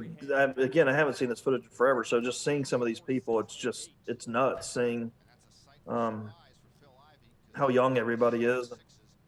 But then Ivy still looks like Ivy. Yeah, I mean, Ivy doesn't age. Scotty aged. Who am I kidding? But keep the Michelobes coming, baby. Yeah, he aged. He definitely aged. That's so funny. Well, Ivy, of course, is being talked about as a star of the game, the young gun who's really, really good. Was that a sense that came from this event, or was he already also in your eyes someone to really be careful with? I didn't know who he was coming into the tournament, but Dan Goldman said he was one that I should be really worried about. He's been on a hot run. He had, I guess, won a couple tournaments recently back before this. So he was coming in as one of the, new stars, I guess, of the game. Everybody was talking about him. Anthony is asking on Facebook, he says, I remember being a teen and watching the Poker Superstars tournament. That was a really interesting tournament series due to the structure. Do you have any memories of Poker Superstars and playing with some of the all-time greats? The only memory I have was playing against Gus Hansen, where he had to win it or he was eliminated, and I had to get exactly second, or I was eliminated, and he moved all in every hand blind. He started out and just moved in blind every hand, and he ended up winning. But he never looked at his hand. That's how bad the structure was. Is he was able to move all in blind and end up winning. I do remember that. It's funny now because I'll play a lot of spin and goes and hyper turbos, but I thought the structure was so bad, and that's where I wasn't learning back then. I didn't learn to adapt and play appropriately. I thought, well, this isn't poker. This is just crapshoots. This isn't really poker. Where, if I would have known what I know now, I would have done very well. But I did pretty poor because I didn't learn the structure, and I didn't know hand ranges like I do now, and push fold charts and all that. What you're supposed to do in situations is actually a pretty easy format if for today's game. But back then it was so new and so out of the box. I don't think anybody played it really well, to be honest. When you look back at it, if you watch, none of us are playing, optimal poker. Right, and no one really knew how to get to what optimal was supposed to mean because there just wasn't enough study material out there, and people hadn't, they weren't running sims or anything. It was just based on experience for the most part. It was all experience. I mean, there were books out there, but there's like 10 books and they were all bad. And, it's funny because Harrington's books were considered like groundbreaking and, revolutionary for the game. This is a decade ago, and, those books have kind of stood pretty well for the test of time, but there aren't many books that kind of relate to today's game. I mean, Harrington's book actually do kind of relate still today. Yeah, it's funny. It's one of the first books I ever read as well, Harrington on Hold'em. You can still buy it, and if you are a complete beginner, that is still a totally fine place to start. I mean, if you play tournaments, that's totally fine. We have Ivy all in here, or Kevin Song all in against Ivy for most of Ivy's chips as well. Big old coin flip, getting Ivy back in the game. 2 big hands right after each other. We don't know how far apart these hands were. They might have cut them together, but Ivy wins both, and that really helped him a lot in getting further into the game, just so we can give them all to you later on, but we'll get to that. A lot of questions in the chat coming in still. I just want to give a quick update for the people that are unaware. The 2003 main event is available on PokerGo, and every week going forward, we are releasing new years from the World Series of Poker. New years, with that I mean 03, 04, 05, 06, 07, all the way up to 2010, and 2011 through 2019 are already on PokerGo. So you can watch all that stuff on PokerGo if you want. When can we watch 2020? 2020, we can watch that when it maybe happens at some point in the future. What's your take on that? Do you think we're going to have a live WSOP this year? No. No? Unfortunately, I you're already seeing cases rise up. I mean, it depends. I don't know, it's kind of crazy. If you look at the coverage now, it's like the virus has gone away, even though cases are rising. I mean, people, everybody's talking about opening back up and going back to normal. They're playing 9-handed live poker in Texas right now. No mask optional. So, I mean, hell, who knows? They might play it. I wouldn't think so. Right. Yeah, I feel the same, Chris. I'm very skeptical about the whole situation. I feel as though safety is definitely far more important, and we'll see. But it's also kind of hard to announce because you don't really know where this thing is going to trend and how it's going to develop. But right now, I will say at the current time, I will not be playing in any live poker tournaments for the foreseeable future. Right. And are you just waiting and seeing? Are you waiting on someone to say like, oh, it's safe now? Like, what's your deciding factor for when you would feel good playing again? Either one, when there's a vaccine, or 2, medicine to dampen the symptoms if you have it. I mean, it would stink for me, but I have a daughter that has asthma. I mean, I don't want to get my kids or my wife sick. I mean, obviously I don't want to get it either, but I don't really care as much as I don't want to give it to my wife and kids. So right. It doesn't feel like it would be worth it for me to go when I can go play online. If I want to, then go sit in a hotel room or sit somewhere by myself rather than going sitting around a group of people playing live. It would be too scary for me to come back and bring it home to the kids. For sure. And at least you're in peak physical shape, so you'll be fine. Motherfucker. Oh, that was so easy. That was just too easy. I'm going to be in better shape than you by the time your bet's done. Oh, you want to bet on that? Quit trying to trap me. Any bet, Chris. Any bet. I want you. All you do is check. That's called a check raise. I'm not sure if it's allowed in this card room here. But if you want to make a bet, you got my number. You know where to find me. I'll bet you anything. I remember this hand. Oh yeah, we got some big action here. Let me just get back here to the start. Let's listen in. Table looks like there's a presidential press conference over there. Something big must be happening, and we do have Chris Moneymaker in the hat on the left, taking on Umberto Brenes. The flop is down 9-King-2. Brenes has ace-ace against Moneymaker's 8-8. Now we know what aces can do. Yeah, well, these two have been trading punches all day long, and the pair of eights, Mr. Moneymaker has been walking between raindrops all day, but right now he's up against aces. That's a storm. Moneymaker checked after the flop, and Umberto Brenes wants to get some action going, and he puts down a $30,000 bet. All right, I read that little hitch, and him standing up is weak because he had done that against Scotty Wynn. When he was standing up like that, that's what he did against Scotty, and ended up folding with ace-10 when Scotty had 8-3. He was kind of doing the same stuff. So that's what I decided to push all in. Very young Matt Savage there counting Humberto Brenes' chips. Mm-hmm. So you thought it was worth the risk for the size of the pot to try to make a move there? Yeah, I mean, I was, I didn't think he had it. I put him on a hand. I didn't think he had it. wants to dance. All in shit now. Look one thing every time with me. Yeah, they meet in the middle of the ring again, and this time, Umberto Brenes with the big advantage. Aces against eights. Only an 8 is going to save Chris Moneymaker. Well, I'm saying he might have chips left. Doesn't matter. Stir him up, guys. He said he called. I know, I'm in big trouble. Oh, Chris says he's in big trouble. He knows it. Well, yeah, when he called, I know I'm in trouble. Did you have him covered by a lot? Was it like, did you have him? Yeah, I had him like 3-1 in chips. Okay. Here comes a turn, and it's an 8 of clubs. The last card is no help to Brenes, and he has been eliminated. Yeah, Johnny Chan was knocked out by Chris Moneymaker, and now another stunning knockout for Moneymaker against Umberto Brenes. An amazing turn of events. Chris Moneymaker going against 2 aces, got the miracle 8 on the turn, and eliminates a very powerful player.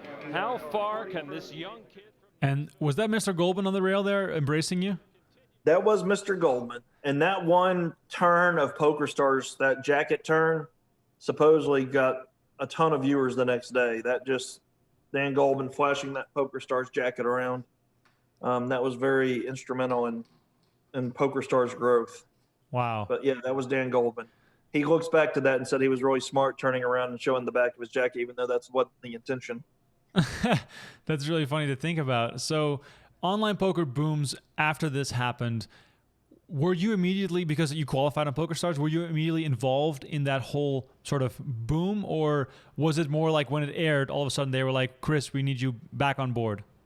No, they wanted to sign me immediately, and they signed me to a very, very, very, very small deal.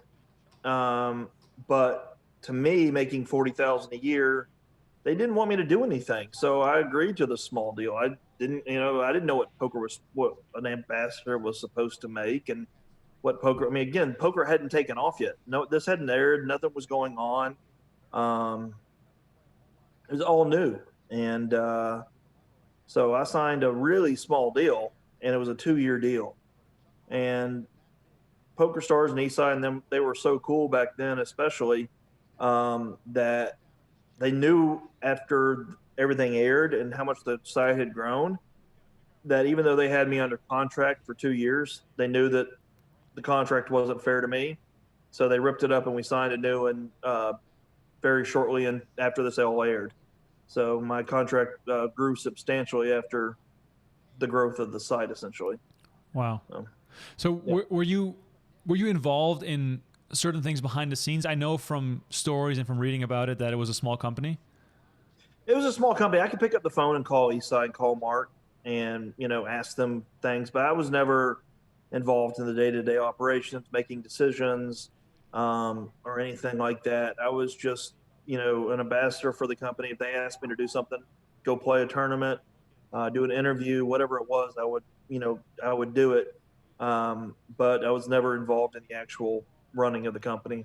Right. As far as coming into a lot of money, like that day, did they like write you a check? Did you say, give me 20,000 cash, we're gonna go hit the town for a few nights? Like what was the celebration like after the win? Yeah. I said I'm going to take 10,000 and we're going to go to a club, and I'm going to bring the few friends I had and whoever else that was still left that wanted to go. We were going to go to the club, and I was going to take 10 grand. And so that's what we did. We went and we partied and ended up at like 6 in the morning. And I was so drunk, I don't even remember it, but the bill ended up being like 25,000. So I didn't have the money. I had to actually call Huck Seed, who I didn't even know who he was really. And, wow.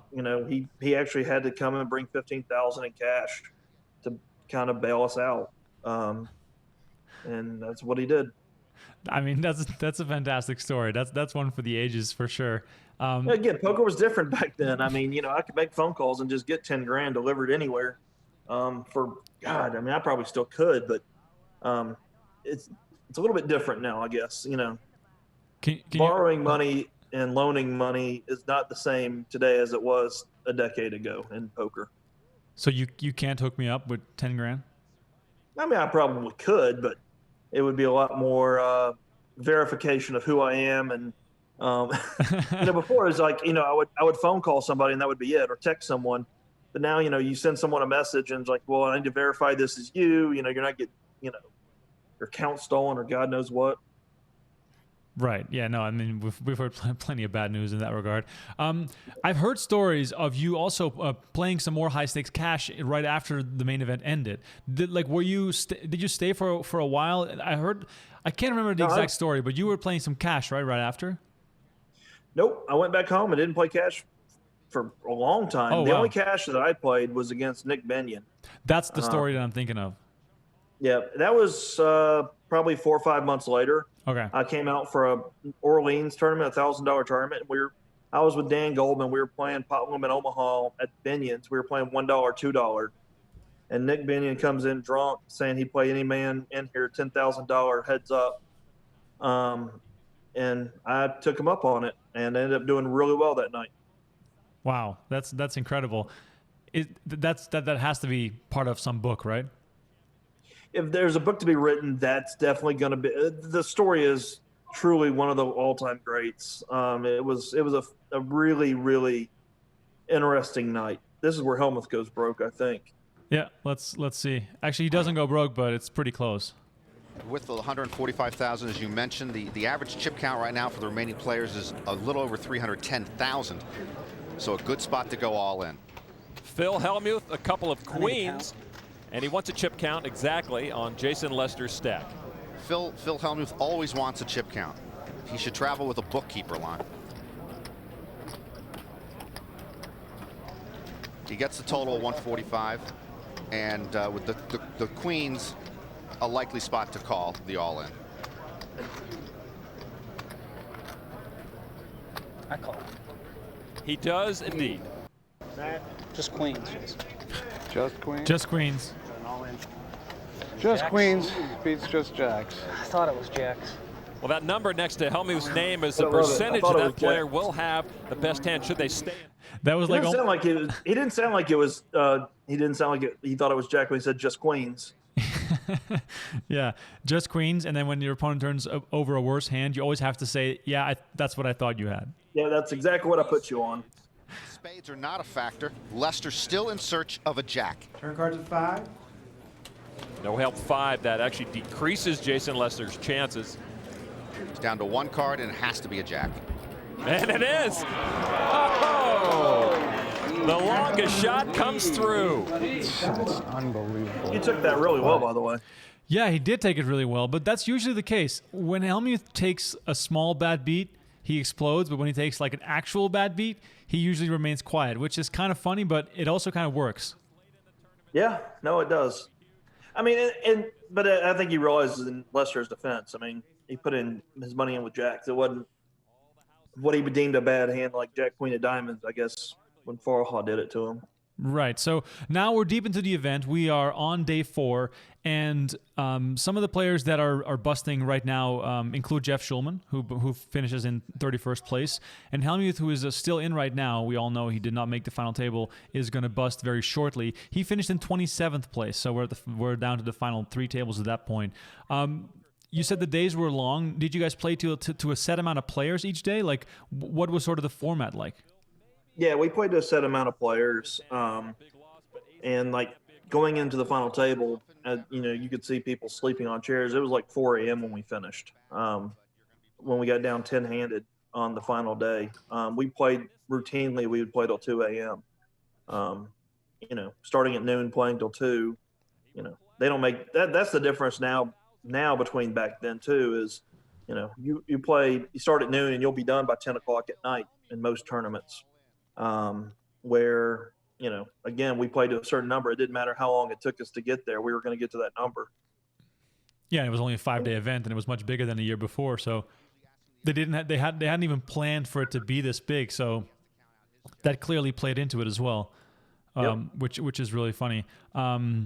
Let's see. People are asking how Dan Harrington is doing right now.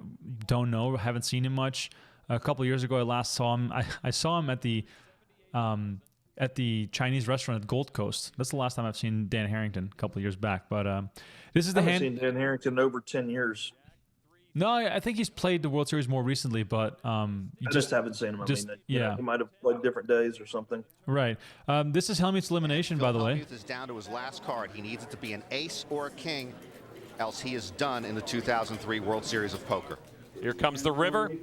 It is another jack. No help. Phil Hellmuth has been eliminated.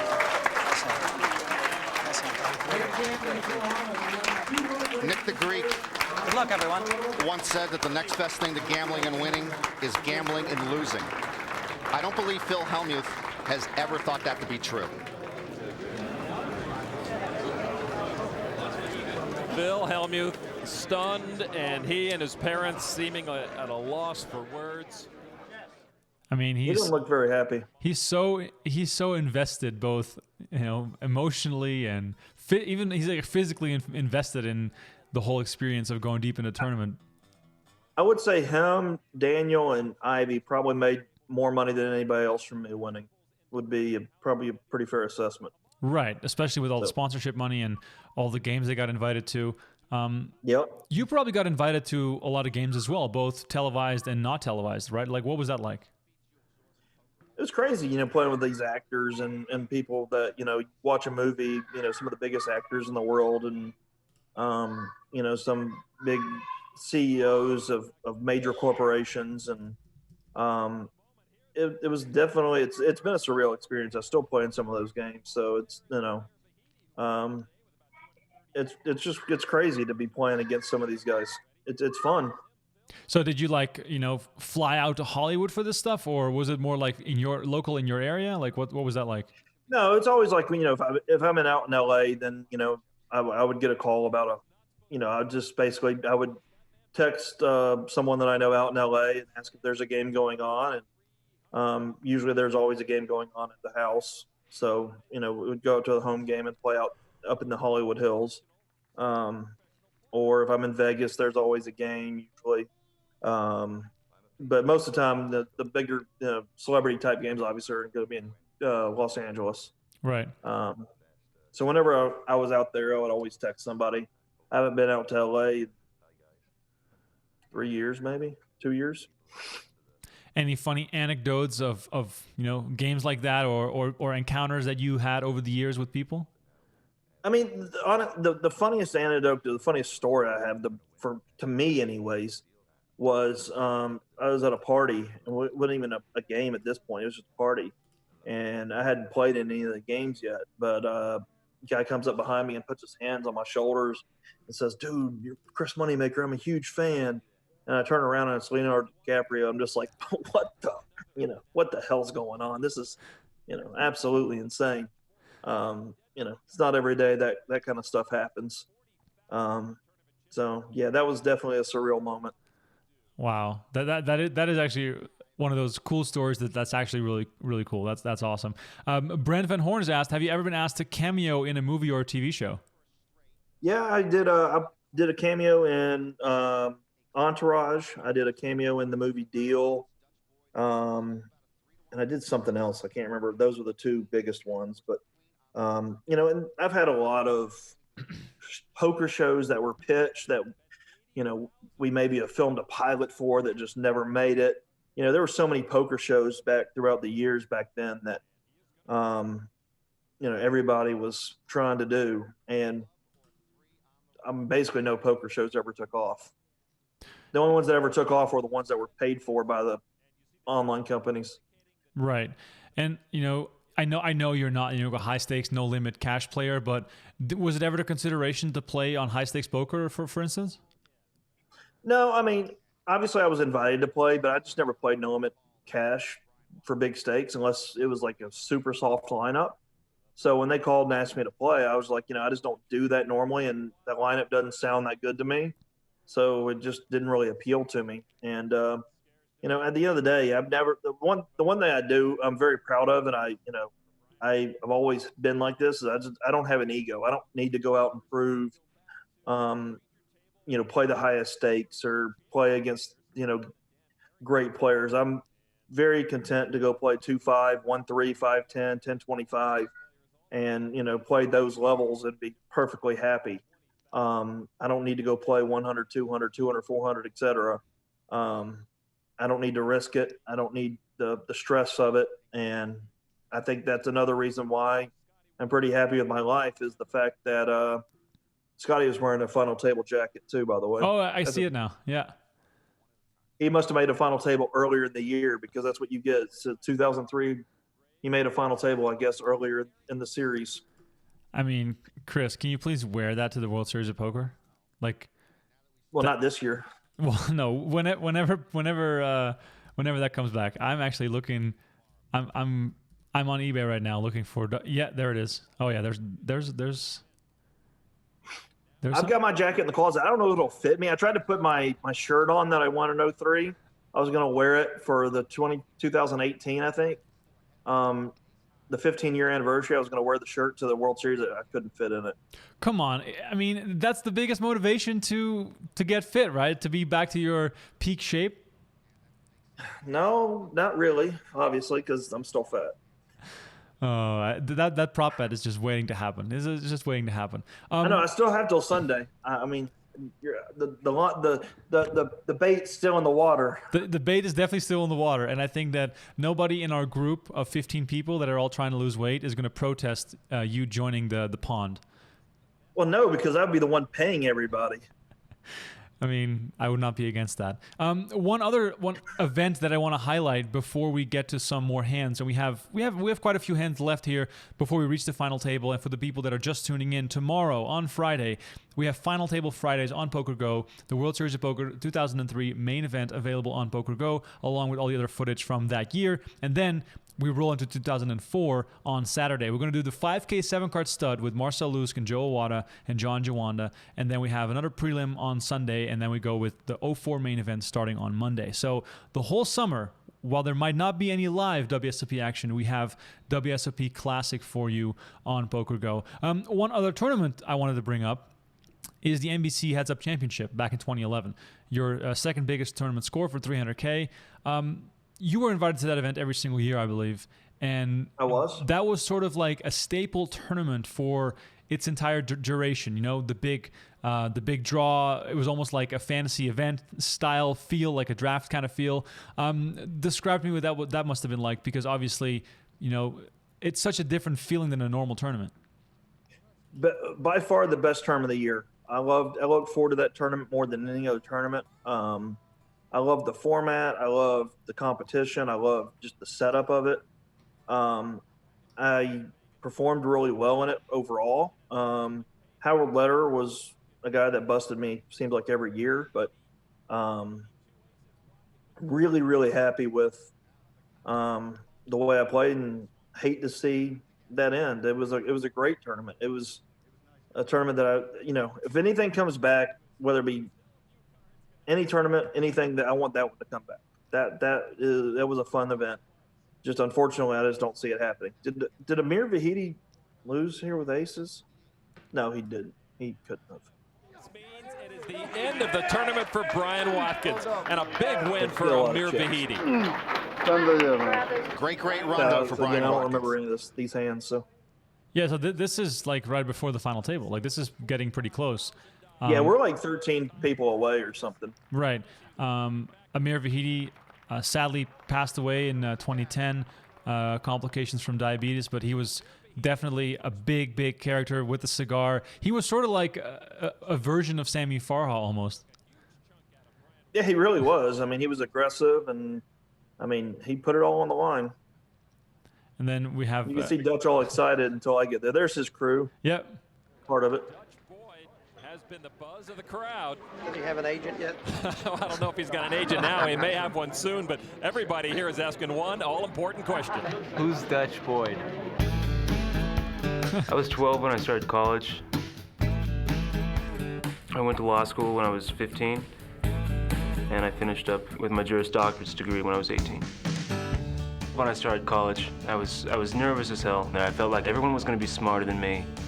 And I looked around and realized, yeah, everyone's pretty much the same. We have a new team leader, Dutch Boyd. So how that's really helped me in poker is that I don't have any fear of any of the other players. The big advantage I have in this tournament is that I'm an unknown. And that's huge. That's poker.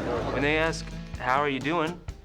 You know, I just look at my chips and I'm like, I don't know, man. I'm just on a great rush of luck. I've gotten aces like 7 times today, and kings like 5 times. They're like, really? No. But I don't want them thinking that I can actually play. I must have done something right in the past life. So who's Dutch Boyd? 80,000. Hopefully the next big thing in poker. Wow, this is so funny to see. Dutch Boyd is he's still in poker, but I think he just passed the bar in Nevada. I saw a message on social media, but then this happened. Moneymaker with a couple of threes and the advantage. And it is up to Chris Moneymaker to make the move. He does make the bet of 100,000. I knocked my chips over when I was making my bet. Being nervous. Now to Dutch Boyd. This is definite.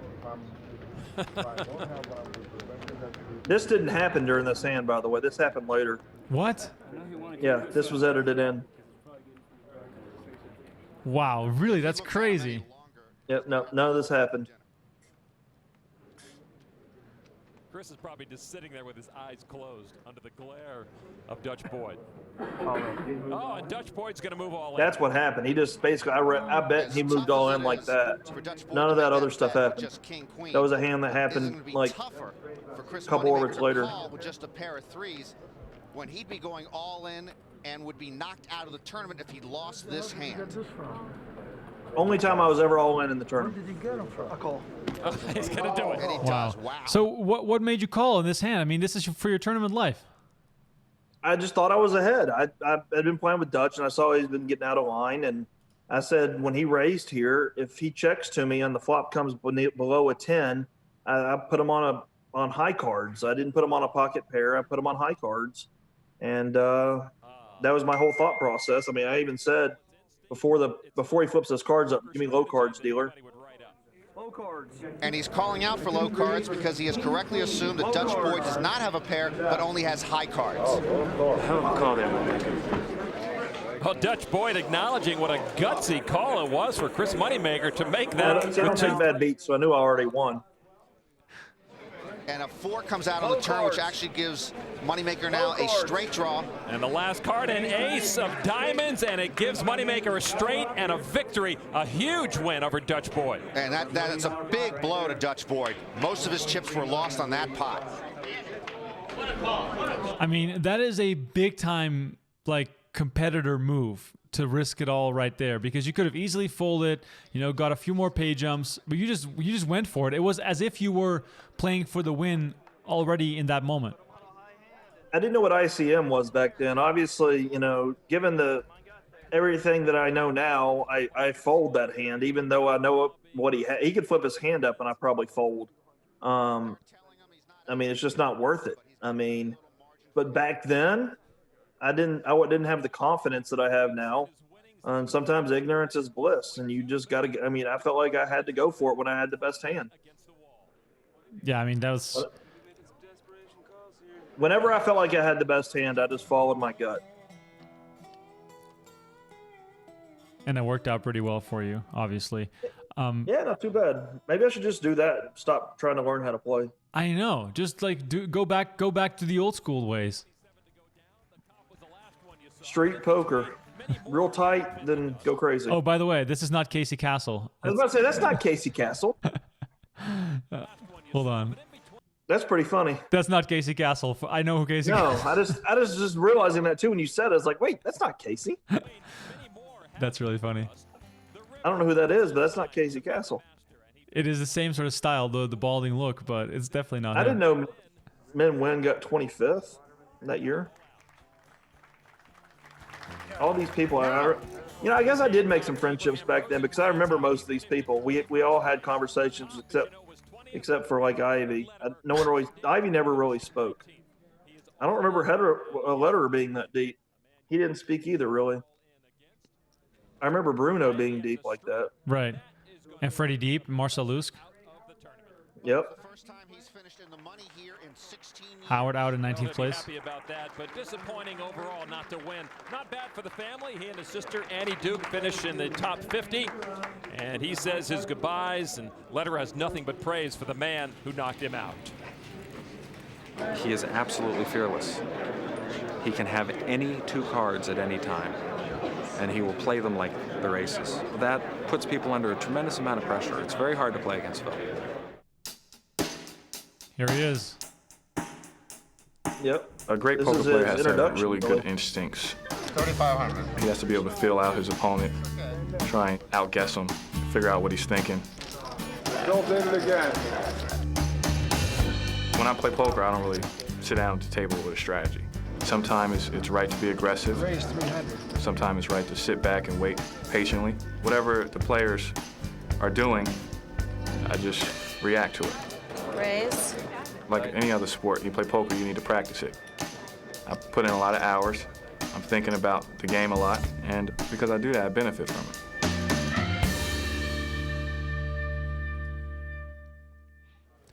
So the first real moment where people got to know Phil Ivey, which is pretty cool. Yep. We're down to 2 tables here. You are in a good chip position after just doubling up. Were you worried about, just making it to the final table at this point? I mean, obviously that's in the back of my mind. I mean, honestly, I was chip leader at this point, and I really felt like I was going to make the final table no matter what. I mean, it's pretty confident at this point. Didn't really have a whole lot going against me, so yeah, I felt pretty damn confident. Yeah, it's pretty cool to see that so many of these players that made it to the final 2 tables were, sort of poker stars for years to come, or at least people that we saw. Yeah, like Bruno Fatoussi. I mean, guy's been around for ages. Yeah, Bruno, one of the OGs of poker in Europe, and in France in particular, Aviation Club in Paris, and losing heads up to Freddie Deep in the 50K horse, and they're now at the same table here in 03. They're sitting next to each other, which is kind of funny to think about as well. Ivey going up here against Fatoussi. Well, but also in everybody's defense, there weren't that many players back then, so you're going to get most of the people deep. Right. I mean, $10,000 back then was so much more money than it is now. So for these guys to all have been playing this event, like I think it said Howard Lederer played his 17th main event, like in 03. Like that's just insane to even think about. Yep. Just ridiculous. And I think he cashed his first one and didn't cash for 16 years until this time, is what they said. I mean, that's just ridiculous. I mean, here Ivey has a set. Let's watch the action. And he indeed does raise with his 3-7s, and the action goes over to Freddie Deep, who can't figure out what's happened. He has the pocket kings, and now all of a sudden he's got a bet and a raise in front of him, and he would have thought the kings were best.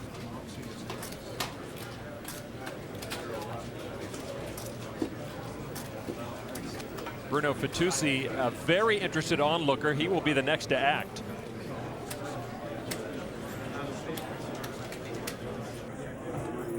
Well, Freddie Deep stacking them up. He's counting them. I'm on at 159. And he is going to go all in. An efficient all in. He tells you exactly how much he has left. Very customer friendly. Bruno Fatoussi gets rid of the Jack-10, and quickly Phil Ivey has called. And the pot size up to 489,000, and all the cards on the table. And now Deep knows that Ivey has a set of 7s. I don't think he plays it with 3 7s. He's not happy to see that.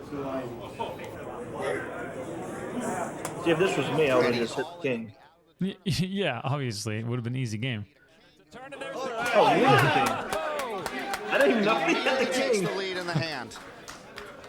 Wow. I don't think he plays it with a set of 7s, Well, now only a 7 will bring this pot back to Phil Ivey. Does he hit a 7? Here comes the winner. It's a 9. Funny you said that right before the king came. Freddie Deep can do it too, but Yeah, I guess he can. Oh, that's pretty. Shows you how long it's been since I've seen any of this coverage. Yeah, for sure. Yeah, so the final table is going to be available tomorrow on PokerGo. At some point, are you going to sit down with the family to, relive this again and perhaps tell the stories? And are your kids old enough to understand what their dad has done, way back when? Yeah, I mean, they know what I do and they know what I did. But like honestly, when I'm at home, poker's not really part of why. I don't want my kids to be poker players. They haven't asked to learn how to play poker. We don't make a big deal of what I do. We treat it like it's just another job. When I go off to work, it's just I'm going off to work. We don't glamorize it or make it, anything big, essentially. And whenever anybody recognizes me when I'm around my kids, I try to downplay it a lot. I don't want to sensationalize it around them. I don't want them to aspire to be a poker player. I want them to play as a hobby and for fun, but I don't want them to be a professional poker player. I want them to go to school, get their education, and then they can make choices after that. Right. Yeah, no, that makes a lot of sense. But yeah, the nostalgia element will always remain for this footage, which, you know, is something you can always rewatch. And it's funny that you haven't seen it in so long, which, you know, brings back some memories quite obviously. But yeah, it's my wife, none of my kids have seen this coverage. It's funny. Like, none of my kids have seen it. My wife hadn't seen it. I mean, wow. I mean, and again, I haven't seen it. I haven't seen it since 2005. I mean, for all of us watching right now in the chat and all the poker fans around the world, I think everyone has at least seen this multiple times.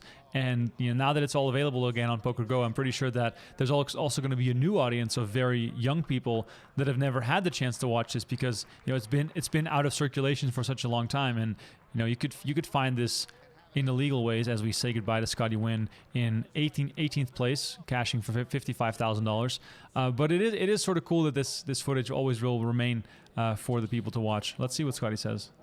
Working so hard the last 4 days, you know, and then have to walk away with something like this, you know what I mean? That's it, baby. And that's just about it for this man. That's it, baby. Dutch boy sitting on very little chips as well. People in the chat, we only have a few hands left to be played, including that iconic hand against Phil Ivey. If you have any more questions, this is the time to ask them in the chat right now, whether you are on YouTube or Facebook. Also, don't forget to like this video and share it with your friends. And if you want to watch the final table, that's going to be on PokerGO tomorrow. So please get in touch right now in the chat and let us know what's on your mind. He says he's got one card. I don't know if I want the call or not now. 67? Yes, sir. Well, let's gamble. Let's gamble, Sammy Farha says. Yeah. All right. Cards are on the table. Everybody sees what everybody's got. So a 2-to-1 favorite right now with the 2 5s. Please, please, please, please, please. Oh, there's a 5. Oh, Jesus. And the flop gives Dutch Boyd a set of 5s. Cards on the board. Oh, you got 8 outs. 8 outs. Sammy Farha does have 8 outs. There's now a flush draw out there, and there are 8 hearts left that can beat Dutch Boyd. It's funny. Card is about to come. It is a queen of clubs, and that gives Farha some more outs. Yeah, that's not a heart, but that gives him now a straight draw. With a 10, he would make a straight. So he now has a flush draw and a straight draw coming to the river. I'm closing my eyes. You got another 16 minutes. King of clubs. And that is going to do it for Dutch Boyd. He doubles up at the expense of Sam Farha. Back in there, man. I'm back in. Woo! I think the hand after that's where he took his sunglasses off with me. We played a hand, and that's when he did the sunglasses. That is just so weird that they cut it like that. I do find it fascinating, but it is also a bit weird. What's weird is when they call you up 2 months later and ask what you have in a hand. Oh, for the graphics? Yeah. No way. No, wait. Tell me how that worked. There was a hand on the final table where I think it was the hand that Amir Vahidi bust. Sam Farha had 9s. I was in my office. They called me up and they're like, "Hey, do you remember this hand?" And I said, "Yeah." And they're like, "Well, what did you have?" And I think I had 8-9. I'm not 100% positive, but I think that's what I had. They said, "All right, great. Look on the coverage." They put me down as 8-9. No way. They didn't know what I had. But there were hole card cameras, so they just didn't have the footage of that. They didn't catch it, I guess. Wow, that's incredible because none of the outer tables had hole card cameras, so it had to be a hand where they tabled the cards, or were they using like cameras to record the hands off to the side, like they did in later years? Yeah, they're recording hand off to the side right here. Yeah. With the camera. I mean, there's a camera standing above the table. Right. No, but it has to be exposed. But yeah, so basically they had like the... this was a monster pot, by the way, with Thorson and Vahidi. Vahidi moved all in. Thorson made a monster call with ace-king. This is a chip lead pot right here. The winner of this chip is the chip leader. Wow. And for some context here, Olaf Thorsen is the father of William Thorsen, who was later also a PokerStars ambassador and went very deep in the main event, I believe back in 09 or 10, or sorry, 06. 06 is when Thorsen finished in 13th place. Jamie Gold busted him in a huge pot just before the final table. So, that family has a lot of poker history. But I did not know that pot was that big because we didn't have the pot size on screen. But that's pretty insane. Yeah, that was a monster pot. He still has 400,000 in chips, and he cannot go off his rocker right here. Now, always a tendency after a bad beat to do just that. Back in play, and Olaf Thorsen now has to get his mind on this hand. He has 2 kings, and he really has no choice but to play this hand now. And he makes a $40,000 bet. Sammy Farha flings in a call. Here comes the flop. It is 10, 6, and ace, and that gives Farha 2 aces. And Olaf goes all in, and he's putting in more than 350,000. If I lose this, I'll be Steven. Okay. I don't know if I'd go all in right now with just kings. Then again, I usually don't have any money, so it's a moot point. But there's an ace on the board, so he could be beat, and he went all in with the kings. I'll have to wonder if Thorsen's trying to make up for the hand he just lost a moment ago, too. I mean, this looks like pure tilt. The pot was relatively small compared to how much he went all in for right after losing that massive hand, shoving kings here on an ace-high flop. That's just insane. Fred is asking in the chat, has Chris ever worked a real job since his win? You talked about wanting to go back to work, but did you ever do that? Yeah, I went back to work for 8 months after I won. I went back to my old job Monday morning. Worked for 8 months. And then I got second in Bay 101, second tournament I played, and PokerStars renegotiated my contract, and the rest is history. Wow, and poker ambassador ever since. Yep. And that's a beautiful story. And for me, that era of you and Greg Raymer and Joe Hashem winning back to back to back, the three of you sort of became that team of ambassadors traveling around the world for many years. Did you become friends with like Greg and Joe because you guys were just always on the road together? Oh yeah, we became really close friends and still really close friends. I mean, not as much as we used to be. We used to literally go to dinner all the time, talk all the time, and we were real close. Like you said, we traveled through Europe together. Families knew each other. Yeah, we were close for a very, very long time. Those 3 years, us three champs were, very, very special. And then after that, it kind of, I don't know who even won the next year, but started falling off after that. It's definitely, who won it after? some guy named Jamie Gold. Jamie Gold won it the next year? Yeah. No, it wasn't. Did he win it in 06? Yeah, he did. It was Jamie Gold, Jerry Yang, Peter Iske, Joe Cata, Jonathan Duhamel, P.S. Hines, Greg Merson, Ryan Reese, Martin Jacobson, Joe McKeon. Now I'm stuck on 2016. Oh, Queen win. Am I going to get them all? 2017. Why is it harder the closer we get to the real world? I couldn't have named any of those, so. Damn, I almost got them all. 2017. That's what I'm stuck on. That's kind of funny. Colin Capone says, you definitely have the best job in the world. And he also thinks that Dutch Boyd is pretty cool. Dutch Boyd was pretty cool. Was a pretty cool character back then, watching him. Chad is saying, Chris, I'm a manager at Culver's in, well, I'm going to butcher this word, Pacoima, Kentucky. If you and your family is ever in town, lunch is on me. Your boomers would make me enjoy poker. So that's always cool to hear. Paducah. I'm pretty sure it's Paducah, Kentucky. Yeah. When I drive up to New Jersey, and I can go that way. So I may be stopping in at Culver's. All right, Chad. I appreciate it. There you go. Chris is going to take you up on it. He'll never say no to free lunch. Yeah, and if I get in on this bet, you'll be reaching out to that guy. Yeah, exactly. We got serve him a double helping. Yeah, I'll ask Chad for directions. We got Farah against Dutch Boyd here, battling Boyd Boyd had just doubled up. It's all in the open now. Chip count almost 1 million in the pot. Okay, what do I got? I got 5 outs. Those 5 outs are the 2 queens and the 3 jacks remaining in the deck. Knowing how many outs you had was already like a cool thing to say back then, I think. Yeah, sadly, yeah. People didn't know how many outs they had generally. Poker was great in 03, I'm telling you.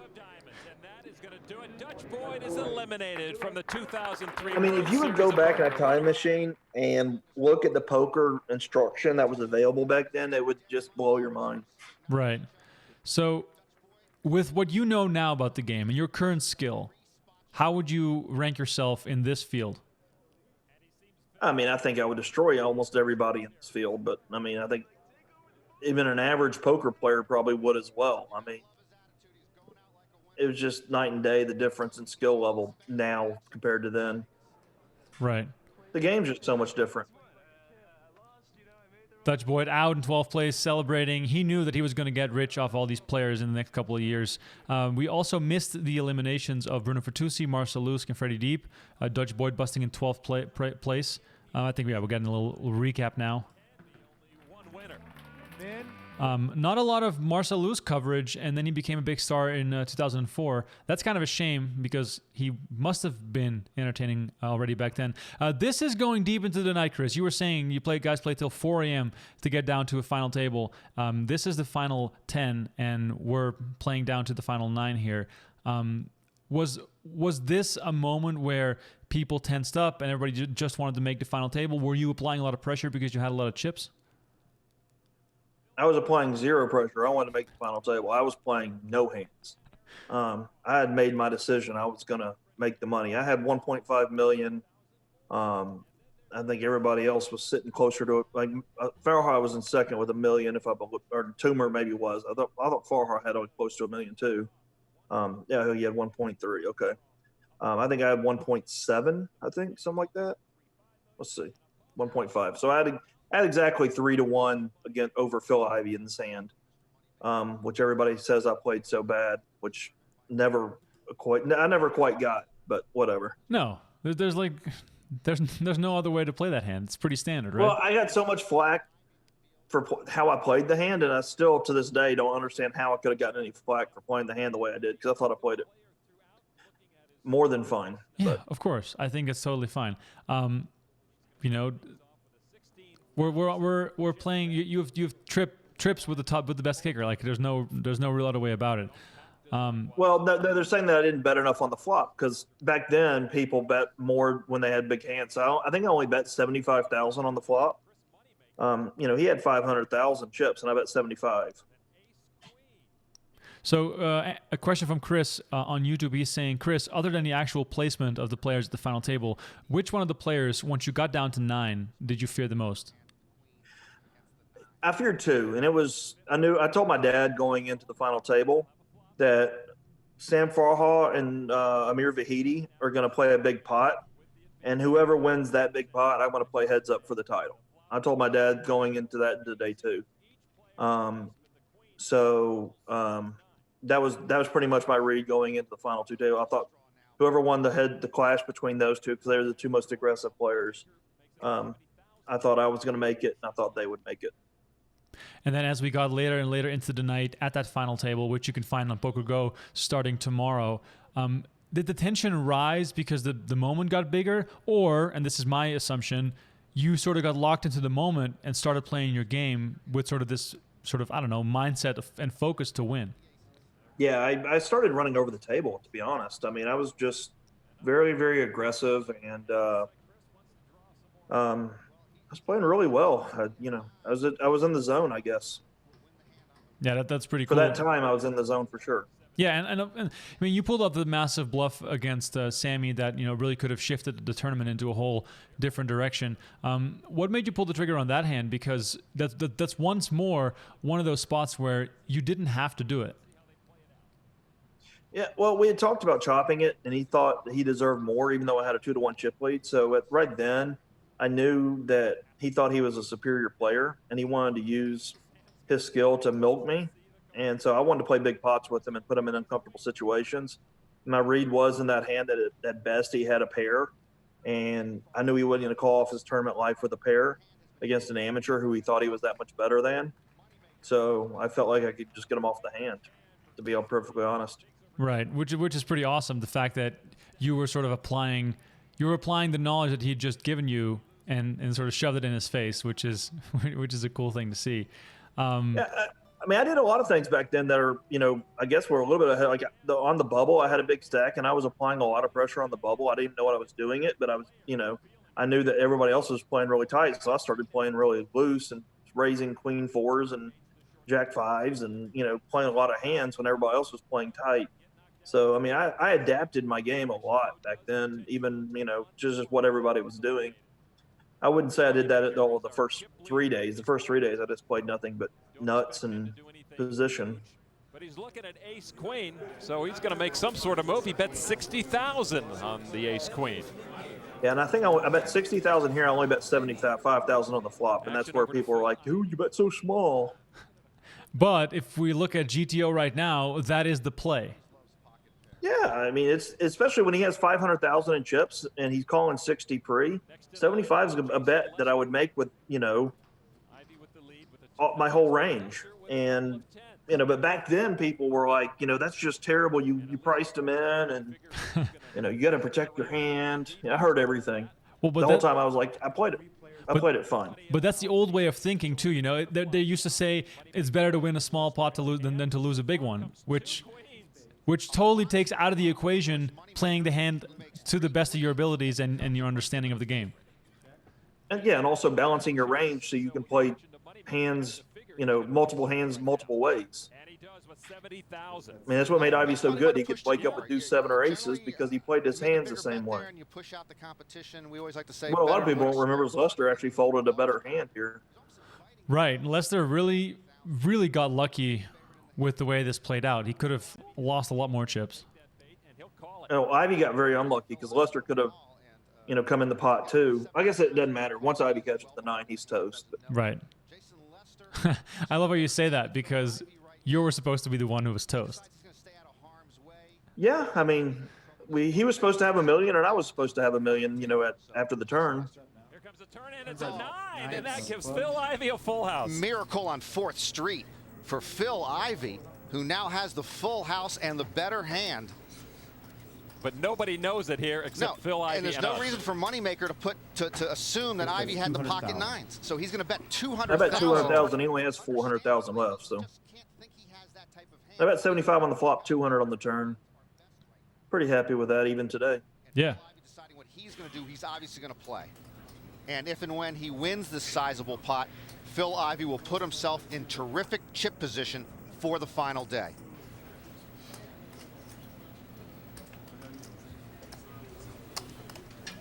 I'm all in. He is all in. All in. And quickly called. Chris calls. The pot size is 1 million now. 9's full for Phil Ivey. Moneymaker is disgusted. He never could have assumed the 2 9s in the hole for Phil Ivey.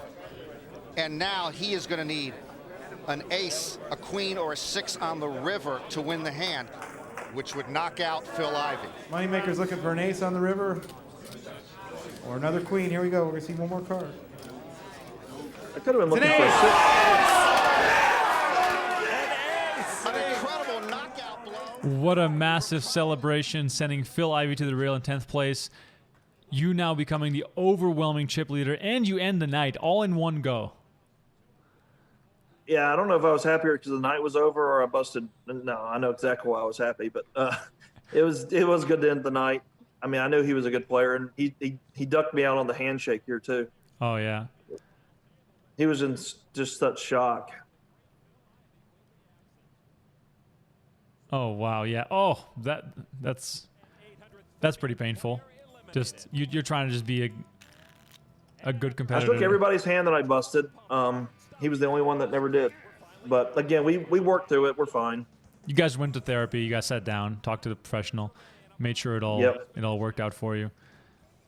I mean, this is just so cool to watch. Thank you so much, Chris, for being with us here on this broadcast. I'm glad you hadn't seen it in a very long time. And these were the chip counts going into the final table. I mean, how could you lose? Well, I mean, I knew I was going to win. Again, I knew with Sam Farhart and every Heaty were going to play a big pot, which is what happened, and I busted everybody else. So I busted literally every person on the final table except for one. And yep, when they battled head, I knew I'd face one of them. It was Sam Farhart. That's awesome. All right, Chris, thank you so much for being on the show. You guys, thanks so much for watching. Don't forget to like this video, subscribe to the channel. I am back on Tuesday at 10 a.m. Pacific time, 1 p.m. Eastern time, and 7 p.m. Central European time to watch some more high-stakes poker here on Run It Back. And then next week on Thursday night, same time slot at 8 p.m. Eastern time, I'm going to watch the 2004 main event. I have a special guest. I won't announce it just yet, but I have a special guest. We're going to watch the 04 main event. Similar style as this. And then the Final Table Fridays again next week on Friday when Greg Raymer is going to, turn some tables upside down with his aggressive play in the 04 main event. Chris, thanks once again. I appreciate you coming on the show. Hopefully we get a chance to square off again soon, and do let me know about some prop bet action if you want. It's always good to talk to you, Remco. Take care, brother. All right, thank you guys. See you later.